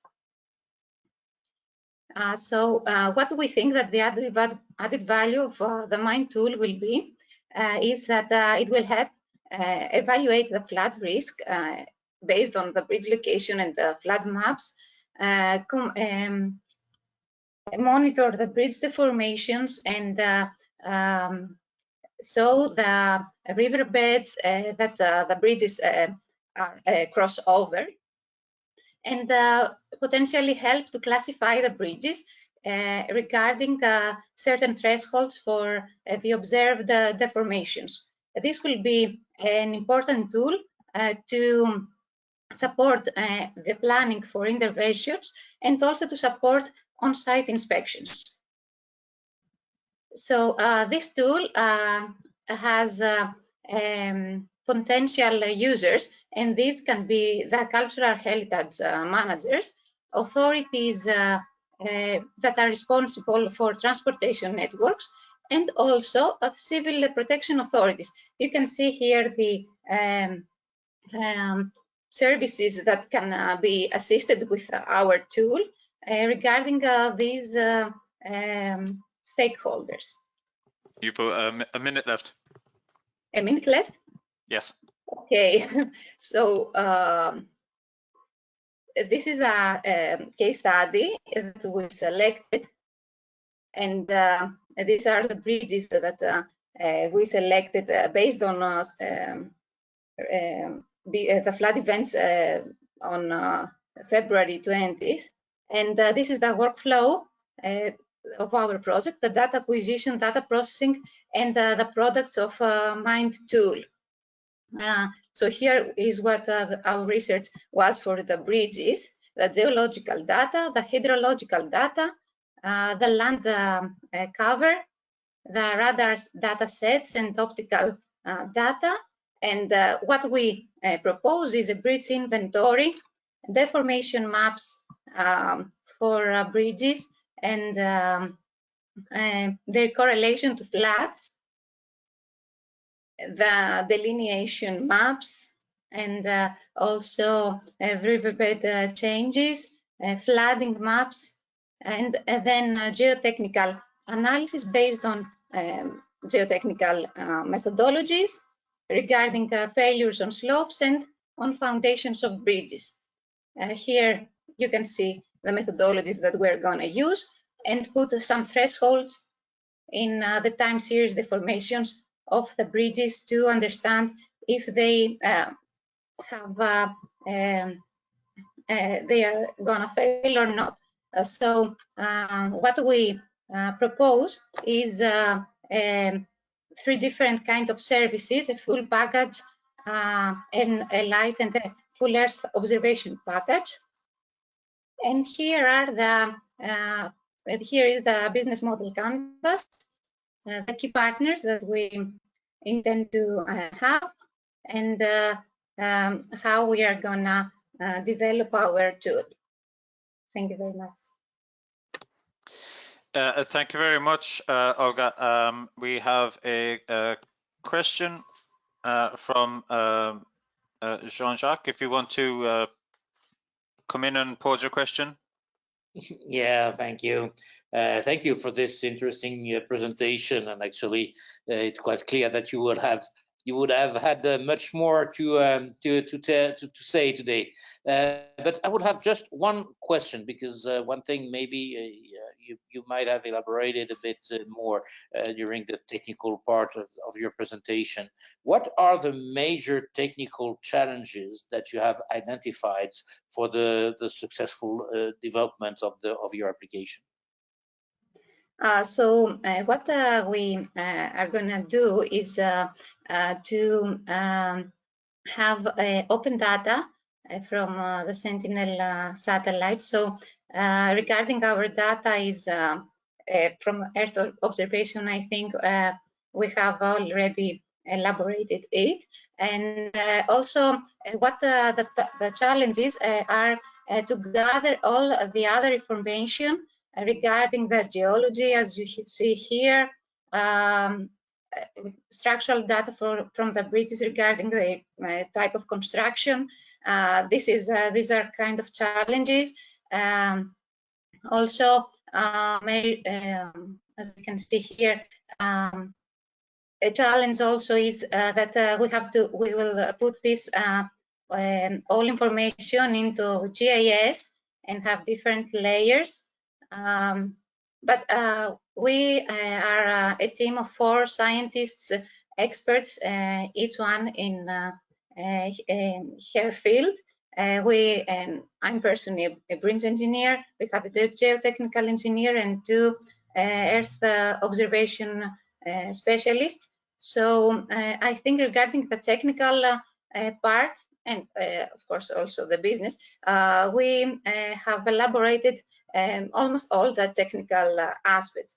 Regarding even automations, we intend to use machine learning to train our algorithms in order to overcome any issues and make them run automatically. Okay. Okay, thank you. Thank you, Olga. We have a question from George Bullman. George, if you want to unmute, perfect, and pose your question. Thank you. Can you hear me, Alan? Yeah. Yes. Yes. Okay, good. Olga, a good presentation. It's a pity you had to rush through so much of it. Yes. I suppose. I didn't realize the time. Yes. No, that's why presentations you need to practice timings. Yeah.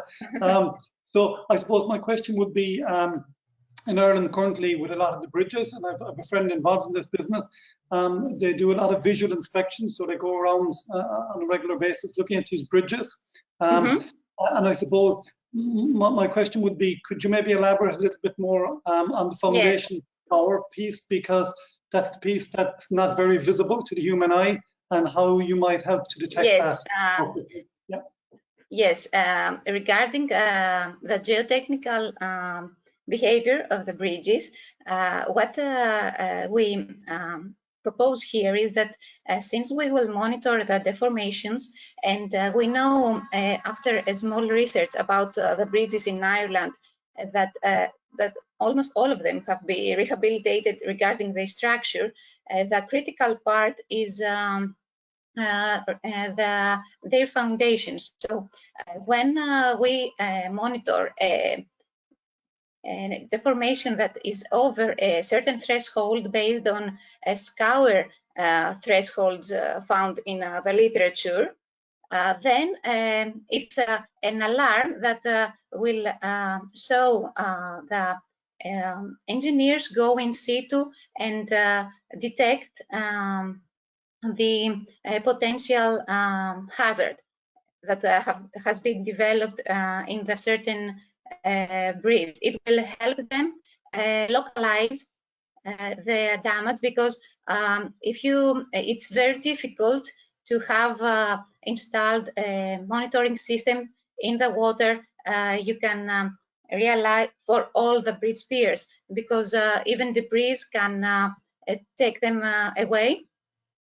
And so this will help engineers focus on certain parts of the bridge and go to the field knowing priorly what they are looking for. Also, the work that will be done regarding the susceptibility of the bridges to failure because of the land cover, the vegetation, the slopes, the type of the geology will give a first insight to the authorities to know which bridges are most vulnerable or not. If you can see here, we have selected only 5, but since Ireland has over 25,000, you can see that this can be applied to a lot of bridges, and these, of course, cannot be inspected, although everyone would like to inspect them very regularly. They cannot be inspected in situ regularly. This is a remote inspection of the. This is our proposal is a remote inspection, and can help classify them, so the authorities can decide which breeds to focus on or not. Okay, brilliant. Thank you, Olga. We have maybe time for one more quick question, but it'll have to be a very quick reply. Jim Casey, because there's a number of people who want to ask questions, but I'm afraid we're nearly out of time. So Jim, do you want to come in and pose your question? But it needs to be a quick reply, Olga. Okay. Thank you, Olga. And you have a lot of products coming out of your tools there. Do you foresee any technical challenges, and what challenges do you foresee, and how do you intend to overcome them? So here are our products. So we have made our research for each of our products. Regarding the bridge inventory, we have found a lot of information in the national inventory of the architectural heritage. Regarding the interferometry processes, we have already algorithms to arrive to the solutions, as you can see here. Here, using the show blue gamma remote sensing, and then apply to the QGIS to produce the maps. And challenges regarding maybe the by acquisition of geological information may be overcome if they are not online. They could be overcome with some on-site applications or on-site visits. Okay. But we have searched along, and there are already geological maps, for example, for Ireland. Okay, perfect. I think we're going to have to call it there. Thank you very much, Olga, for your presentation, and thank you to all the judges for their questions. We're now going to proceed to the next presentation. The next presentation is Team MyCAT2, also known as Smart Tourer. They're Team 18. So I am going to pass over to Emmanuel. You will hopefully receive a pop-up on your screen momentarily. Yep. Thank you, Alan. Am I audible? Yes, we can see you now. All right. Thank you. Oh, hello, everybody. This is Team MyCIT2, and we present to you our smart app. We call it the Smart Tourer. So we are a team of 4. We are doing a master's at CIT in cybersecurity and data analytics. We have experience in software testing, software development, and web development. So what is this app about? What does this app do? So we propose this app as a one-stop solution for all your travel needs. When you want to travel to a place, you got to plan a lot of things. So what you do is you just use this app, just tell us where you want to go, and we're going to take care of rest. How are we going to do this? So we are proposing a state-of-the-art recommendation engine, which will chart out an itinerary for your place of interest. It's going to recommend different accommodation options like hotels, homestays, bed and breakfast, hostels, and many more. It's also going to recommend most efficient way for you to reach your destination, your point of interest. So maybe that's a bus, a rental service like a car or a bike. Apart from this, we also propose a hassle-free, non-cash mode of payment. You don't have to go to each and every app to pay for all your needs and all the services. You just use the app and connect your bank account or a credit card to an app and just pay on the go. So how do I work? So we take the user input, that is the place of interest we want to go to, and we feed it to a recommendation engine. Now, what is this recommendation engine we are proposing? So this recommendation engine uses terminologies or concepts like collaborative filtering. So it takes 2 users, for example, Alice and Jean. So Alan and Joyce. So Alan enjoys watching, like he likes visiting castles. Even Joyce, she likes visiting castles. So we know they are in the age group 25 and they like visiting castles. So next time, Alan, he prefers going to watch sailing competitions. We recommend the same to Joyce based on this collaborative filtering. Now, this collaborative filtering will help us in determining which place of interest you're going to visit. So this collaborative filtering, the recommendation engine is going to tell us, you tell us a place of interest, like you have a castle and you have a beach. So we're going to recommend a route based on the number of hotels on that route and based on place to eat, the transportation option. Now, why do you need me? Like, is there a need for an app like this? Actually, there is.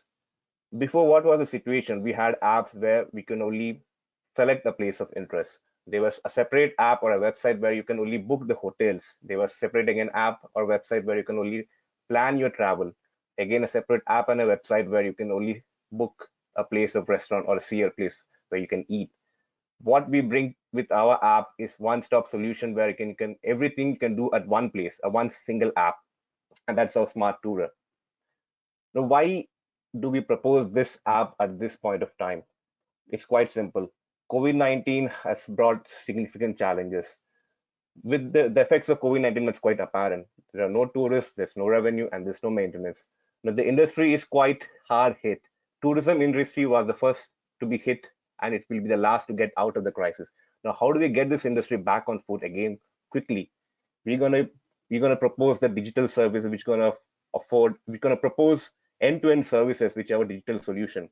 It's going to take into consideration the COVID-19 health and safety guidelines, which include the mandation of social distancing. So with this is our proposal. Now, for this proposal, we have also we would like to also present an app, a model of an app, how it's going to work. So this is the interface. This is the home screen. We propose an yearly subscription. So first time the user uses this app, it's going to be free, just to get a feedback of how the user experience is going to be. He just signs in, or if he doesn't have an account, he just creates an account using his existing email address. This is a welcome screen, so we present him the selected cities. Now this is designed for Ireland, so we present him the cities in Ireland. He selects, let's say, for example, Cork. He's going to be presented with a different experiences, the parks and forests, beaches, natural heritage sites. These experiences, let's say, for example, he selects on his own parks and forests. So it's going to present all the lists of parks and forests in Cork. Now, where does our recommendation engine come in? So that is where we use the recommend places. So if the user clicks on recommend places, he's going to be recommended the places which are most efficient way to travel between two. It's going to be based on the weather data. It's going to be based on the times of open and close. You've about 1 minute, less than 1 minute. Perfect. Yep. Thank you. Thank you, Al. So what is the kind of business model we are presenting? Right now, after the COVID-19, the mentality of people is going to change. The travel patterns are going to change. So people are going to be more wary of where they're going to travel to. So that is the reason why we present this app at this moment, where this is the right time, where the people get back to traveling, especially to a place like Ireland. Thank you. Thank you very much, Emmanuel. If the judges have any questions, would you please raise your hand in the chat window, and I will pose them. So Elise has a question. Elise, do you want to unmute and pose your question, please? Yes, sure. Thank you, Alan. Thank you, Manuel, for the presentation. It was great. My question would be, where do you exactly use EO data, like the Sentinel data, for instance, or other satellite data? Right at the moment, our app doesn't use any satellite data as such, but it uses only the maps, the Google Maps, for example, or the development version of the Google Maps. But in the future extension, we plan on using the satellite data to predict the weather patterns and feed it to our recommendation engine, so that if for example, if a user plans to go to Cliffs of Moher, the weather is quite hazy, so we don't recommend that place for the user. So do you use by yourself the Galileo data, for instance, or are you going to base your app on Google Maps, which exists already? Sorry, could you come again? Sorry, Elise, your line isn't great at the moment. I might jump to another juror momentarily. So Stavri, I believe you have a question. If you want to unmute and pose, please. Yes, thank you. Thanks for the presentation. Your recommendation engine, the way you showed it, was more about giving recommendations about cities. What about the super local recommendations? So we say if you're somewhere in a city and the user switches on their location, gives you their location, can your engine recommend nearby places, routes, and so on, especially taking into consideration the coronavirus restrictions and also concerns and how much, say, of a risk taker the person is? Yes, it's going to do that. So our primary, when we started off with designing this app, we decided for people who will be traveling to Alex, mainly for the international visitors. But there is a provision where you can select your current point of like where you are, and you can use your current GPS location, and the app is going to recommend the places based on the COVID-19 limitation. Like if, for example, a place like a particular cathedral, it allows only 20 people in 1 hour, so it's going to recommend, it's going to book the slots, it's going to show you the slots in only 20 slots in that particular hour, and it will allow you to book those slots. So, thank you very much, Emmanuel. Jim Casey, I believe you have a question. If you want to pose your question, please. Thank you, Emmanuel, for your very interesting presentation. Can you maybe elaborate on how you see the technical feasibility of your products and tools? Yeah, so right now we find, or we imagine that the greatest challenge is going to be with the recommendation engine, because that is what differentiates our app from the existing apps which are there in the market. So what we design, what we predict is it's going to be, if it's a new user, we will not be having any data like what places to recommend for a user or which points of interest to be recommended for the user. So initially it's going to be just the data which will be there for blank. The recommendation engine is just going to list all the places of interest. How over time the number of as the time passes, as the number of users increase, it's going to become a big challenge. How do we recommend based on the likes and dislikes of people? How do we use and aggregate the data from the weather, Met Iran, and the open and closing times of the cultural sites? How do we get on board different the new cultural sites or new coach operators or different travel accommodations, these options? So there's going to be a big challenge with respect to a recommendation engine, because that is the selling point, the USP of our app, with respect to the collaborative filtering, where we use the data from the open source data. Thank you. Yep. Great. Thank you, Manuel. I believe there is one more question from Rimal. Rimal, if you want to come in and pose your question, please. Yes, thank you for your presentation. So my question is, what makes your app different than other apps already in the market, and what is the added value in your product? Okay, thank you, Rima. Okay, so what makes our app different is it's a one-stop solution. Like, for example, right now we have apps wherein it shows only the cultural sites. It doesn't allow you to book the cultural sites. Like, for example, if the cultural site has an entry fees, it doesn't allow you to pay the entry fees for the site. Now, you also have apps wherein you can book your mode of transport. Maybe if you're planning for a self-drive car, or if you're planning to book a coach or a tour operator. Then you also have apps, individual apps, wherein you can see places to eat, places to stay. What our app does is it combines all of this into one single one-stop solution. So you can plan your itinerary by marking your places of interest. You can plan your stay, you can plan your transportation to and fro places of interest, you can plan your eatery. So all these, along with the payment options, that is what we are proposing, and that's what makes it different from the current apps or application website solutions which are there in the market. Brilliant. Thank you very much, Emmanuel. I think that concludes our session, actually. So we will move on to the next presentation. Thank you very much, Emmanuel, for your presentation. Thank you. So next up, we have a team called Raccoon Riot. They are Team 19 on the Cultural Heritage Challenge. And Evgeny, I'm going to put you as a presenter. You should hopefully see a pop-up on your screen. Yes, you do. And do you see my screen as well? Yes, yes, we do. Okay, thank you. Shall I start? So your 5 minutes starts now. Yes. Okay. Good morning, everyone. Good day. I'm Evgeny, and I'm going to present you our approach to the problem: how can we preserve the cultural heritage of Ireland using satellite imagery?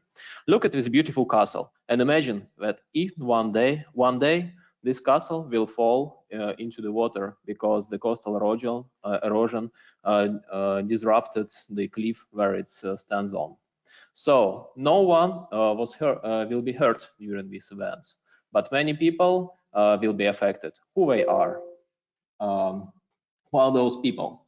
So those people are the governmental agent Ines, who will be trashed by her boss because she mismanaged the cultural object and did not maintain it.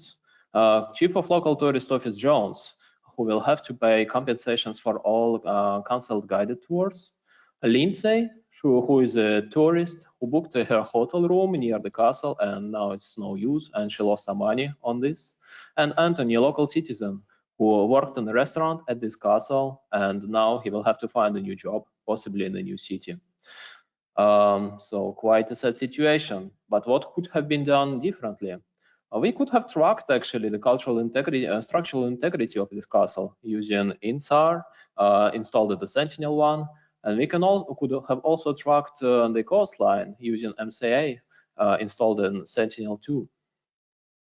So our approach to the problem. So how did we deal with this? Did we deal with this? We downloaded a couple of images from Soblo. So of course those images, they are quite raw. There is no use. But we calculated the NVI index, normalized vegetation index. Then we detected the ages using a special blur algorithm. Then with this detection algorithm, we passed through all available images on CREDA's platform. We acquired data for the last 1.5 years. We plotted the seasonal variation of the coastline in a particular area of Ireland. Then we calculated the risk map, the added value product. There, the blue stands for no risk area. Then the coastline did not change during the last 1.5 years, and the red one, there it changed. But what could the user take out of this? The alert system.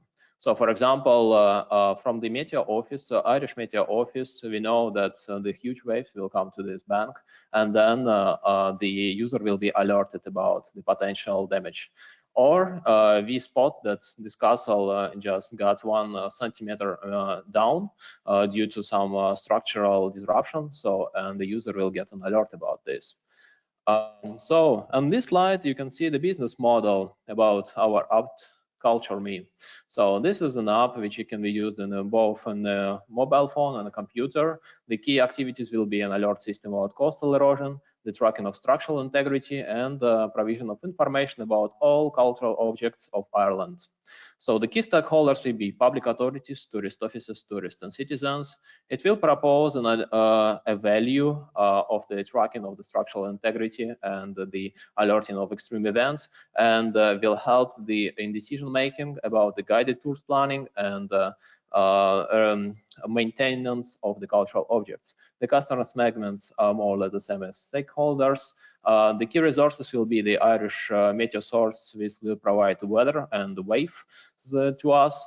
The Sentinel hub and Soblo, where we acquire the satellite images, the IT infrastructure, the intellectual resources, because of course this algorithm is not very perfect, so we will use machine learning, and research and development investments. Of course, we will have to pay for DIAS platforms and administrative costs and research costs, but it will come back even more as a revenue from subscription fees from authorities and tourist offices and from advertisement for tourists and citizens.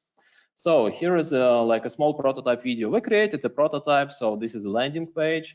And then if the user wants to see the change in the structure, so in the coastline. So he will see the green line that the coastline is stable, and the red line that the coastline is in danger. And then he clicks on the cultural object, and he sees how during the last 1.5 years the coastline has changed. So you've what's about a minute left, okay? Yep.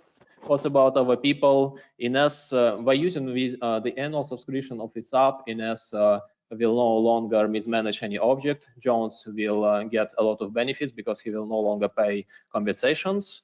Lindsay and Anthony will learn a lot about Irish cultural heritage. This is the way how Ines will see an app. So this lighthouse is quite stable, but the bank could be eroded, and she will see where the wave come from. So Jones will see, Jones will not organize excursion to this Castle High Church because obviously this is not very stable and could be closed for maintenance. And Lindsay will learn a lot about Blarney Castle. We are a team Raccoon Wright, Evgeny Ivanov, and my colleague Florian Ricoeur. Originally, we are technicians working in the university, but we also participate in the hackathons. So we also made this business model. So those services we used, and thank you very much for your attention. I'm ready to answer your questions. Thank you very much for that presentation. If any of the judges have any questions that they would like to pose, then please indicate. Yes, I see one coming through. Jim, you please pose your question. Thank you, Evgeny. Very interesting presentation. Can you maybe just describe to me what you foresee as the main technical challenges and how you plan to overcome them? Yes, thank you for this question. We proceeded with data, so we actually created the prototype of the product, and I can say the clouds is a disaster. So, in the detection of the coastline, clouds bring a lot of rubbish information, so we have to average over time in order to get rid of the cloudy data. As well as the challenge is the Sentinel takes one picture during several days. So sometimes there is a high tide, sometimes it's a low tide. So the coastline could change within like several meters and within several tens meters. And doesn't mean that the coastline is unstable. So those are kind of challenges which we foresee right now about the change of the coastline. And maybe how do you foresee overcoming those? Using machine learning algorithm, because while using more and more historical data, so we can get rid of some immediate rubbish like clouds, and we can get rid of tides, of course, by calculating the average water level. But of course, the water level rises in time, but not as fast. So of course, we can also correct on this. By far, we made it out without applying a machine learning algorithm, but some SVV or random forest algorithms will definitely help us to identify the zones much better, the risk zones much better. Yeah. And by the way, just about technical challenge, we have 10 meters resolution, so it is quite good, but yeah, in some places it could be necessary to maybe use maybe drones. I mean, Ireland has a very nice company which uses drones to identify the extreme events as forest fires. So it can be this app can work in the integration with another businesses. Thank you. Thank you, Evgeny. Another question here from Stavry. If you want to jump in here, Stavry, please. Yes, thanks for the interesting presentation. It's about the machine learning. Do you plan also to somehow feed ground-based photos, like taken from any people that are along the coast, and would take photos to both validate but also to improve the training data sets you use? It's more about improvement of the training data sets, because of course it's quite hard to integrate directly automatically the photo which someone takes on the ground and the satellite image which is taken thousands of miles away. But what if someone takes a photo and then tags, for example, coast crashes, then the algorithm can check this photo, can check the position where it's been taken, and precise and validate some of the satellite data. So of course citizen science will help us with this. Thank you very much. We have another question coming in from Jean-Jacques. If you would like to come in and pose your question, please. Yeah, thank you.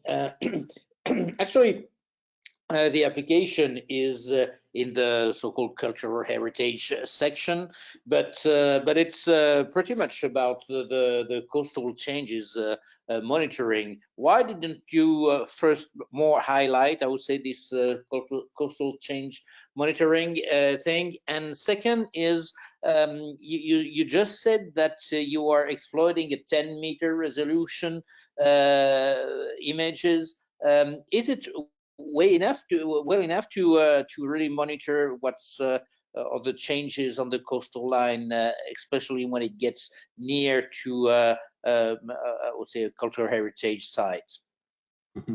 Thank you for this question. Of course, when we started this challenge, we wanted to explore the potential damages to cultural heritage, but then we realized that actually the structural damage and the coastline change, they are quite dependent from each other. Of course, if something is deep inside of Ireland, of course, the coastline change will not destroy it, but everything which is on the coast due to some slides, the change on the coastline can bring damage to its cultural integrity. So those two problems are quite interconnected with each other, and we decided to go for the more challenging thing, because structural integrity, okay, of course we can acquire Sentinel-1 data and just compare and see the difference, but coastline is not as straightforward, so we decided to go for something more interesting, more challenging for us.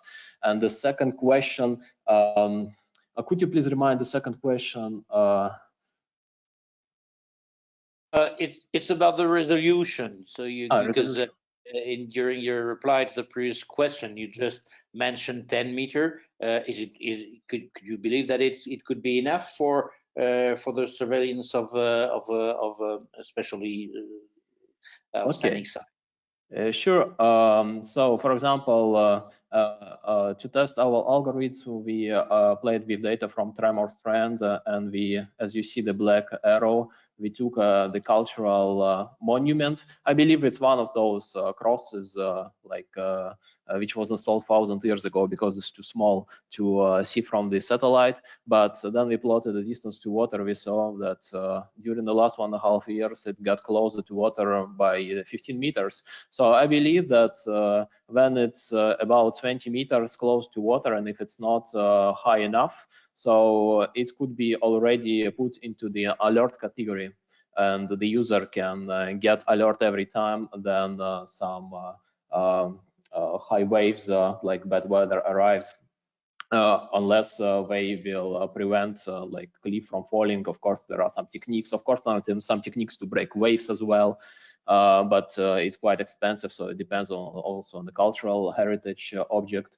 So I think 10 meters it's pretty enough. Unfortunately, we do not have something which is even better resolution. I mean, yeah, of course, Sentinel-1 can provide us data with 5 meters, but this is still the same order of magnitude. So I think with 10 meters, it will be enough to provide more or less stable prediction, because it's better to be aware of something which doesn't happen than to just let it happen and then complain about this afterwards. Okay, thank you.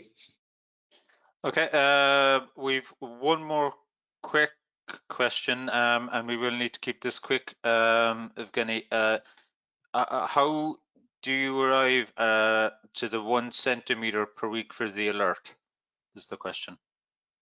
So as far as we know, Sentinel-1 provides data of 1 centimeter of altitude. So basically, this technique is already used in Amsterdam. So in one of those reports, we saw information that Dutch people tracked the changes, the structural changes in Dutch bridges. Even though Amsterdam is pretty easy to go somewhere and check it, but it's even easier with satellites. So and 1 centimeter is a pretty substantial misplacement. So if something is misplaced by 1 centimeter, of course it should be applied with something which is more than 5 meters, square meters. So, but if something is very deeply misplaced, that means that something is wrong either with the structure of this object, either the ground there, and anyway it should be explored on site, and it's worth to be alerted. So, but 1 centimeter is kind of a conventional value. Okay, thank you very much, Evgeny, for your presentation and for your responses to the questions. So we're now going to move on to the next team, which is Team 20, Masters in the Cultural Heritage Challenge, and actually the last team who were presenting this afternoon. And I'm going to hand over to Stefan Davies. I'm going to make you presenter. You should get a pop-up on your screen momentarily. Stefan? Hello? Yes, hi, we can hear you. Hi, are you able to see my presentation? Yes, we can see your screen too. Brilliant. So hello everyone, my name is Stefan and I would like to present to you Archer, a surveillance and monitoring system for heritage sites. Archer was designed to address an unresolved worldwide issue that we have in terms of heritage protection, which is the systematic destruction of archaeological sites and the corresponding and irreversible loss of knowledge that results from it. The true size and impact of this issue is still very hard to estimate at a global scale, but according to the Monuments at Risk survey, on average, one archaeological site has been destroyed every single day since 1945, just in the UK. So, in the last decade, the situation has reached alarming levels with the impact of climate change. So in Ireland, for instance, river and coastal flooding, coastal erosion, soil subsidence are increasingly threatening archaeological sites. And one such example is that of River Boyne and the risk that it poses to the Brúna Boyne archaeological site complex. Climate change predictions for the coming century in Ireland suggest that we will experience warmer and wetter winters and warmer and drier summers.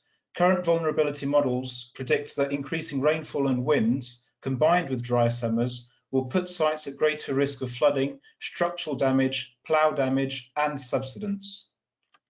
Fortunately, satellite data can help us detect and monitor these impacts. Optical, infrared, and radar change detection can detect surface changes linked to harmful events, and scientophotometry can be used to measure very small movements associated with ground subsidence. Archer leverages these techniques to create a tailored experience that performs continuous monitoring on multiple hazards. This data can then be used to perform site risk analysis and develop an alert system with forecasting capabilities. This service is targeted towards institutions that have the responsibility of safeguarding Irish heritage, such as the Office of Public Works, and the data can be accessed through a web platform with a software as a service business model for when continuous monitoring and alerts are required, and also as a traditional consulting service when only an assessment is needed using historical data.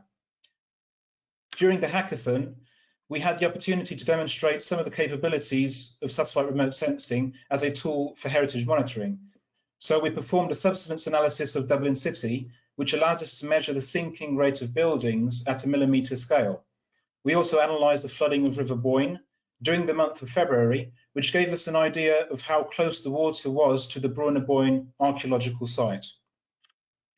In order to provide you with some examples of our past work, we also present you some case studies from previous research using the same type of satellite data in our country of Portugal, such as a detection of plough damage to a Roman site, structural damage to a historic centre, and finally coastal flooding and erosion approaching a Roman site in the Algarve region.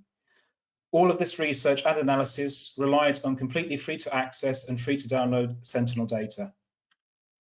So we have already run 2 pilot projects with the regional directions of culture of the Alentejo and Algarve regions, which are the most affected regions by site destruction in the country of Portugal. During the pilot project, we were able to confirm the technical feasibility of the project with several destructive events detected, such as those resulting from deep ploughing. Finally, our team is composed of 4 archaeologists with research backgrounds on landscape archaeology, and since 2017, we have created a startup company that specializes in the development of satellite monitoring solutions. That's it for now. Thank you for your time. Thank you very much, Stefan. Any questions from judges, please? If you wouldn't mind putting your hand up and letting me know.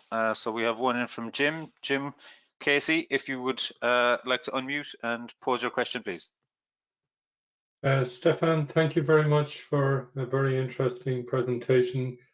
It seems that you have a lot of the development work done already, and perhaps you would just outline some of the technical challenges that you appear to have overcome already and how you went about doing that.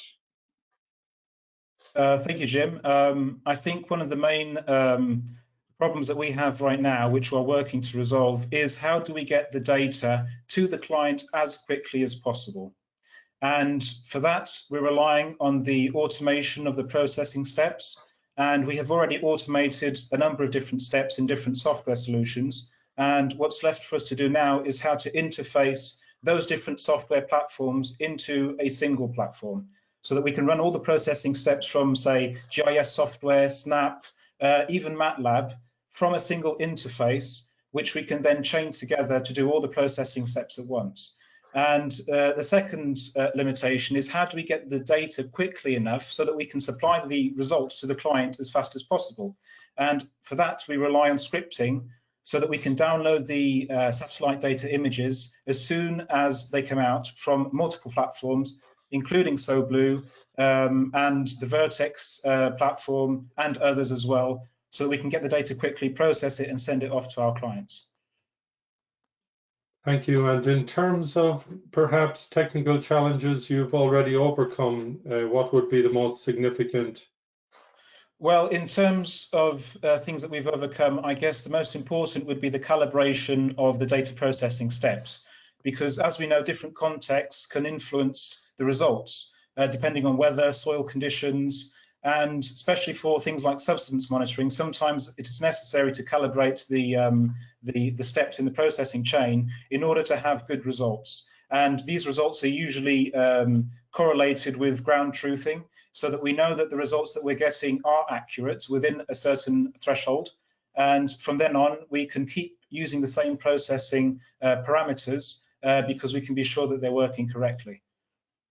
Thank you. Thank you very much, Stefan and Jim. We have another question from Rimal, if you want to jump in and pose your question, please. Thank you. I think he answered my question because it was almost the same as the previous one. Thanks. Okay, perfect. Jean-Jacques, you have also a question. If you would like to come in and pose your question, please. Yes, thank you. Another very interesting presentation. My question is about the result of the previous research that you have done. If I remember well, it was for the monitoring of the Portugal coastline. From a pure technical standpoint, what are the new things that you are including now with this new app? Is it just about the processing, or did you make any further progress on the data? Say on the kind of data that you exploit and the kind of process that you apply to them, the precision, the accuracy of your prediction, etc. Okay, so there's two ways I can answer that question. The first one is, are we looking into incorporating different types of analysis using the same data? So at the moment, the subsidence analysis that we've been doing is based on a technique called PS-INSAR. And we are currently looking at the advantages of using another technique called small baseline subset. And basically, the difference is that PS-INSAR is very good for areas with a lot of buildings, such as urban areas, historical city centres. That's why we gave that example in the presentation. But small baseline can be very good for rural areas or areas without many good reflectors for the satellite. And a lot of times we have important historical sites that are located in areas that don't have many buildings or rock formations around them that can serve, that can be used as a reflector for the PS-INSAR analysis. We can apply the SBAS analysis to use in those certain contexts to give us results that are otherwise impossible. The second way I can also answer your question is, what are we developing at the moment after we've already developed these previous systems? Well, at the moment, I think it's important for us to develop our web GIS interface, our interfacing with the customer, because up till very recently, we were basically sending all the results and the data and the images to our customers through files. And at the moment, we are starting to develop an online platform where the clients can visualize this data using things like WMS services, or even an online platform where they can actually see the results in real time as it's sent to our server. Oh, okay, thank you very much. Okay, and we have maybe one final question, maybe from George Bullman. George, if you want to come in and pose your question, please.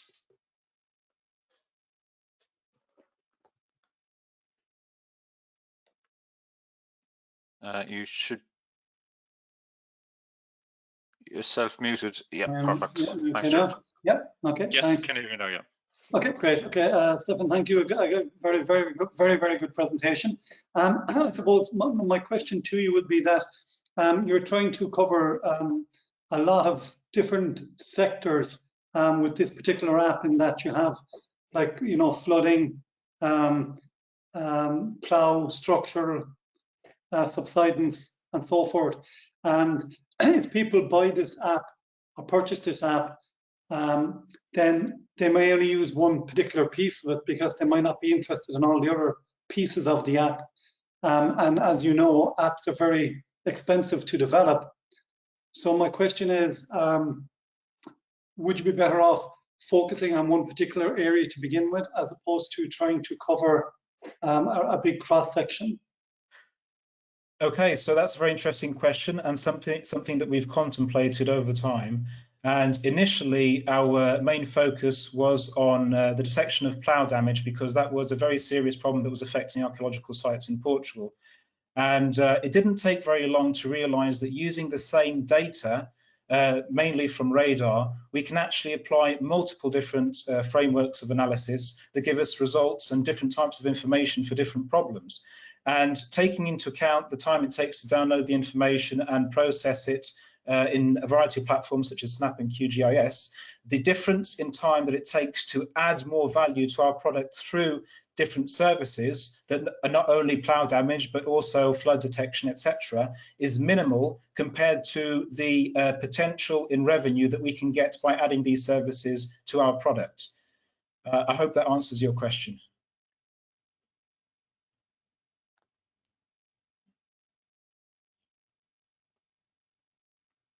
George, Yeah, that's fine. That's a perfect answer, Alan. Yeah.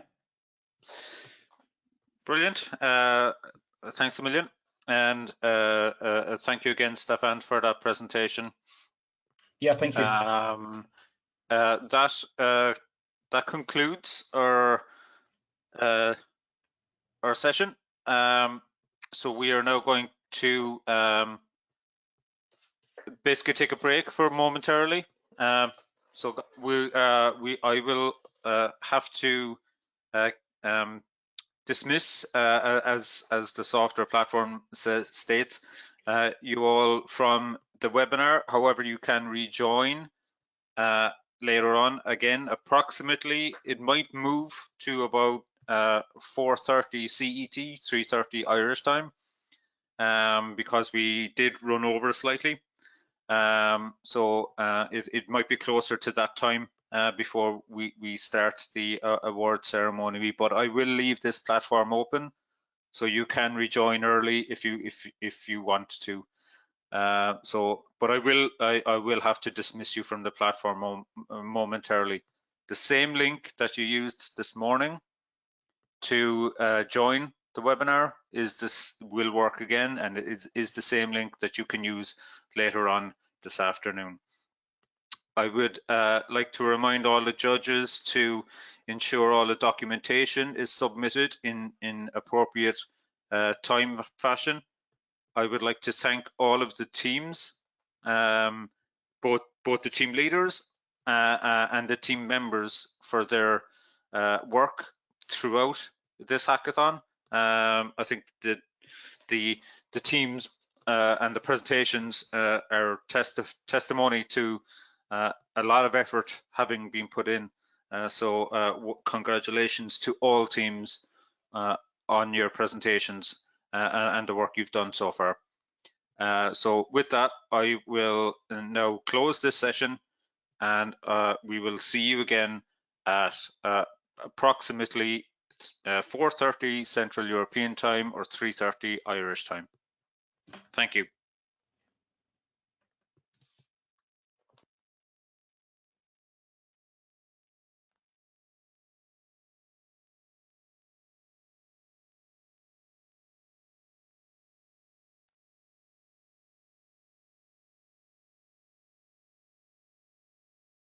I hope you enjoyed this morning's session.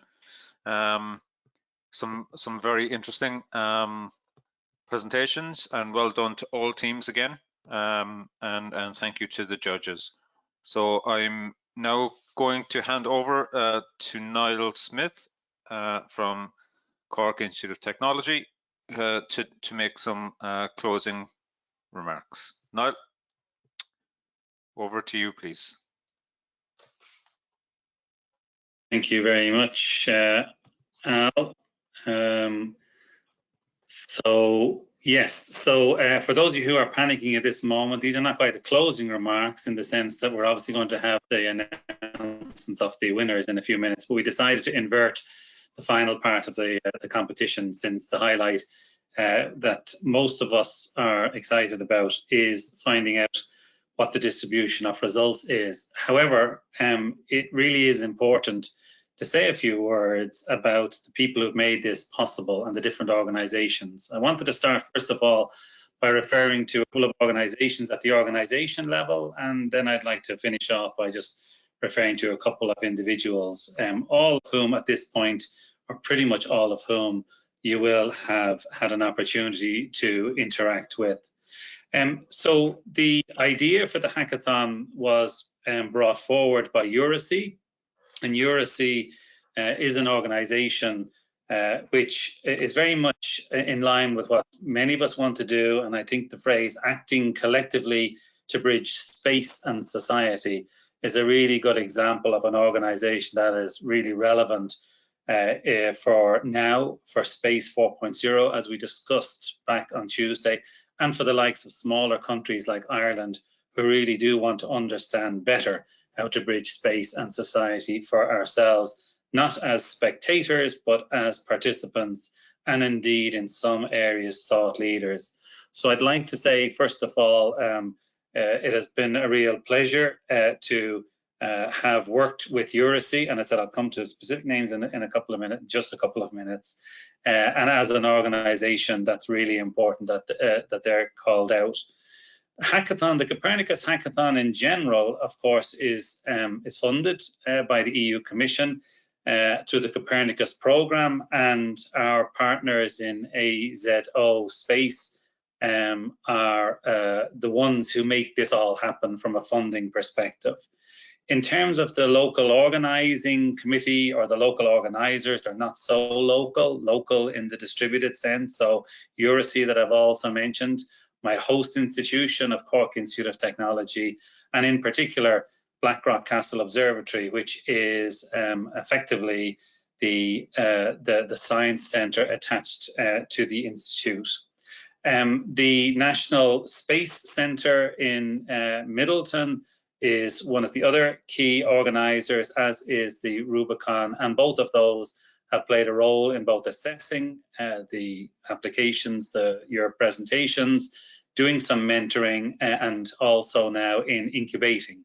So some of you will have an opportunity to meet the people in those on an ongoing basis. And I expect, anticipate, and hope that that will be very fruitful and interesting for you. And also then we have Airbus, who have been very supportive through One Atlas Sandbox, through the So Blue. And I think that Robin Expert is one person there that I think needs to be called out, who has been really helpful along the way. In terms of the other entities who have given us challenges that are grounded and also prizes, but challenges that are grounded in real things that we need to solve, and in particular the Office of Public Works in Ireland and Jim Casey. So they've presented a prize, and while that obviously in itself is really important because prizes matter, it's their interaction with you and their definition of a problem in relation to coastal challenges and coastal changes, which is very important for an island nation in particular. And so we're really excited to have had them on board. We really appreciate the effort they put in, and going forward where they will be able to help and how we can all work together with them to address issues that are particular to their remit. But it's a pretty broad remit, and it really affects a lot of society. And that was reflected in many of the presentations today. So they're at a sort of an organizational level. If just very briefly, if I could focus in on a number of individuals.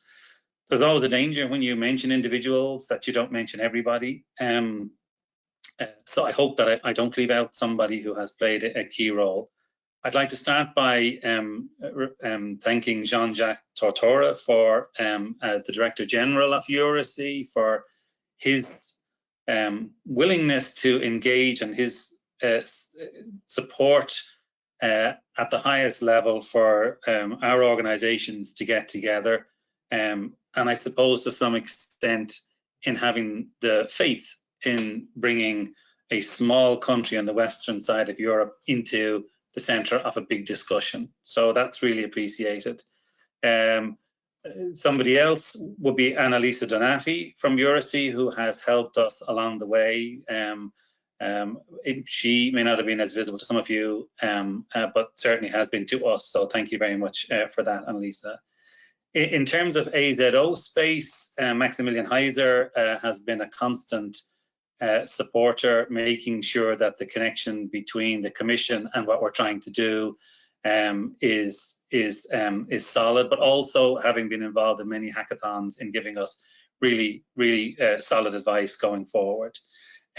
We have the judges. I won't name all the judges today, and the experts and the mentors. They were introduced to you, but there are a couple of people from the National Space Centre, Bruce Hanna and Mike Ford. So Bruce, Mike and ourselves work very closely together. So we're friends as well as colleagues. And you know your friends because you can argue with them and they still talk to you afterwards. So that's been very productive, and I'd really like to say thank you to the National Space Centre and to Bruce and Mike in particular. Coming a bit closer to home and wrapping up, there's three other people that I'd like to refer to. Elise Couturel, who has been with us as an intern at Blackrock Castle Observatory. Unfortunately, because of the lockdown, Elise had to return to France too early, and we lost her personal presence from Cork, and that was disappointing for us.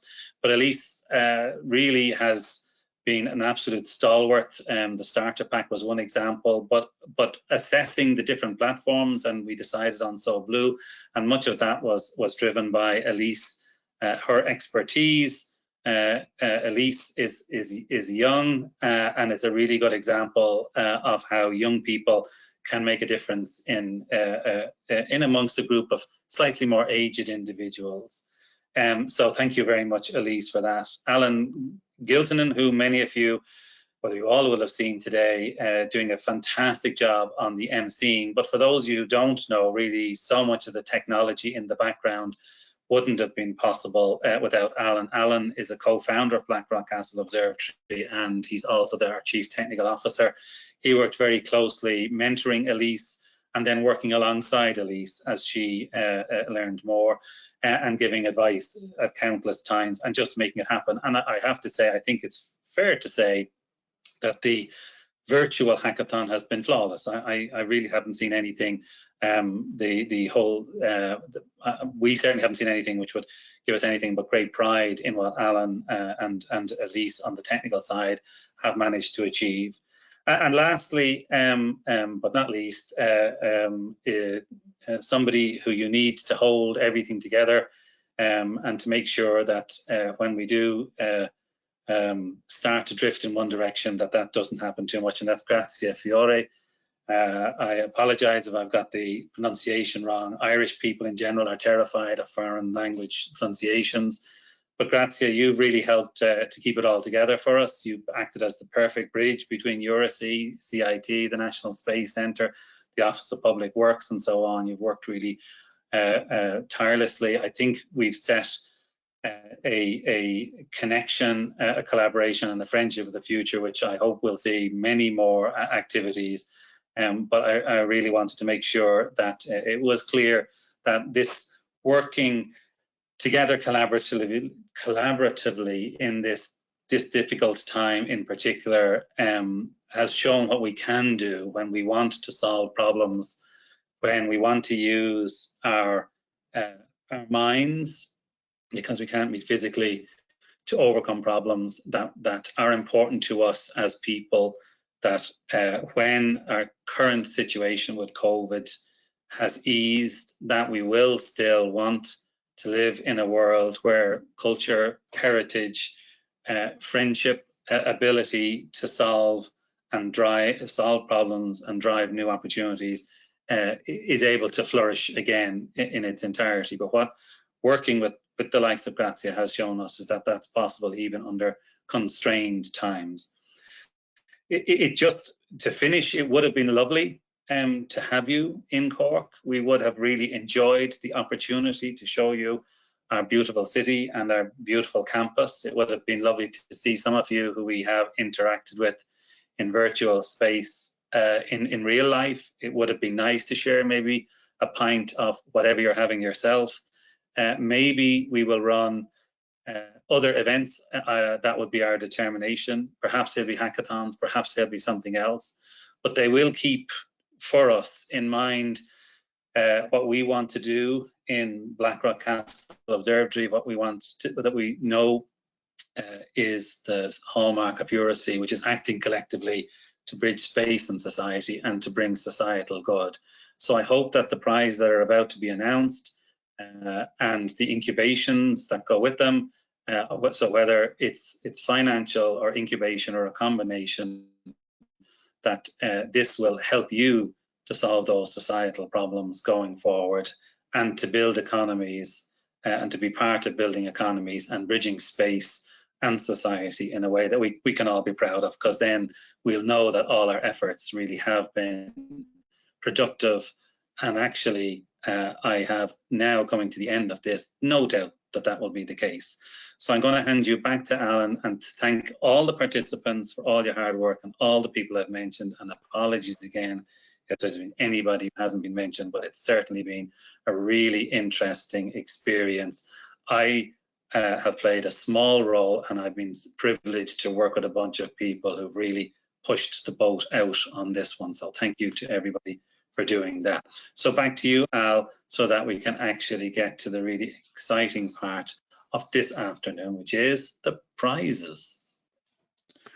Thank you very much, Niall. I would like to echo your sentiment and your commentary in thanking everyone involved in this, because these platforms and these type of hackathons do take a number of people to bring them together and to make them fruitful. And I would also, on our behalf, make a thank you to yourself, Niall, because I think the hackathon in and of itself probably would not have got off the ground only for your intervention initially. So thank you to you as well as everyone else. So I think you forgot to thank yourself on that one.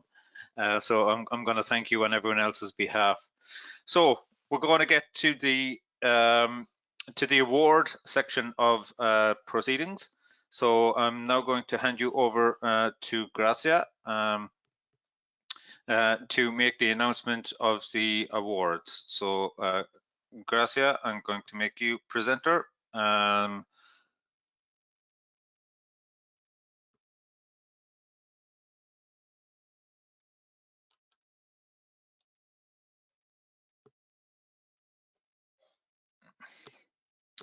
We can't hear you. Can you hear me now?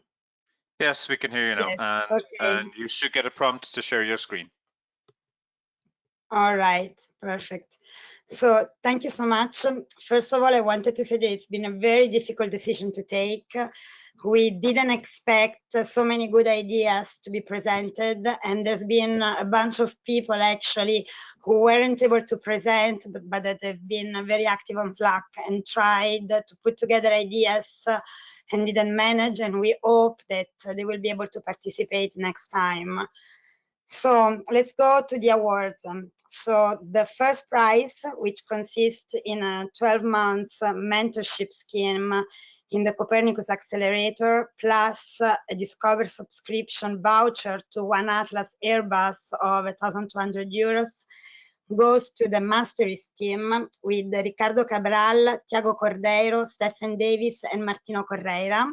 Congratulations on that. The Rubicon Center mentoring schemes at the Cork Institute of Technology have been awarded to the Space for HP team with Riccardo Bernardi, Arianna Travaglia, Marco Fiorucci, and Elisa Furlan, and to the Mohair team, so to Patrick, Thomas, and Magnus Hartigan. The following prizes are the 3-month mentoring schemes at the National Space Center in Cork. And these go to the GOMA team with Atanasia Maria Tompolidi, Georgia Calusi, Michaela Maria Karatanu, and Olga Marco Giannacchi. And to the Raccoon Riot team with Eugeni Ivanov and Floriana Ricoeur. And then we go to the special prizes for the coastal changes challenge. I mean, it's been a very hard discussion, and the prize goes to the Maya team with Agatha Matos, Aravind Ravichandran, Mabir Gupta, and Juliana Goranova. While the COVID-19 challenge goes to the TSSG team with Stephen Davy, Diorde Kilbene, Manzi Joseph, and Chan Keoa. I'll apologize for my pronunciation of Irish names as well.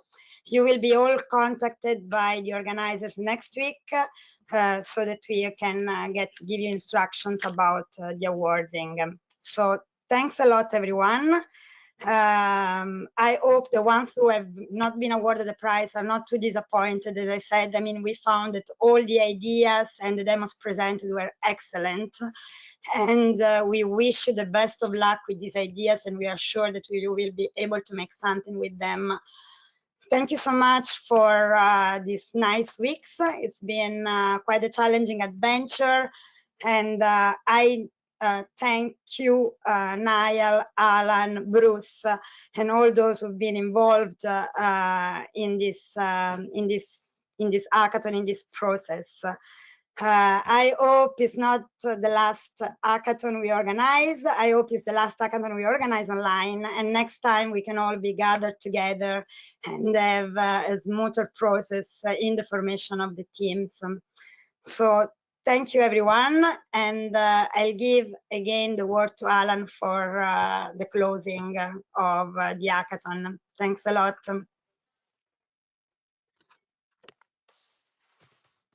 Thank you, Gracia, for announcing those. And we would like to congratulate all participants in taking part in this particular hackathon. I mean, we all know that it's not a particularly easy thing to do, and it can be time consuming. So we would like to thank all participants and congratulate the winners, but congratulate all participants for being part of the hackathon. We are going to conclude now. We will be in contact with you all post the event early next week, more than likely via email. So we will be in touch with all winners of the various categories. I find it fascinating, and this goes to something that Niall mentioned earlier. With the nature of the generation of data in relation to Space 4.0, and in particular Earth observation data by the Copernicus system, there's quite a lot out there for us to do as scientists, as engineers, as business people to get our heads around. So, you know, there's quite a lot of opportunity out there. So we hope that you will stay on the road towards a space career, in particular an Earth observation career on Copernicus data. And we hope that if you do have any questions, please don't hesitate to come to myself or Niall or Elise or Gracia or Foresee or AZO or anyone. Please come to us. We're here. We will be here to help you. So please do come to us if you do have any questions on next steps or how to get more involved in the process. We hope you enjoyed the hackathon. We hope you will participate in, as Niall mentioned, maybe the next hackathon that Cork hosts. Until then, we wish you every success in what you're doing, and we hope you stay safe, and best of luck, and congratulations again on a fantastic hackathon. Thank you very much.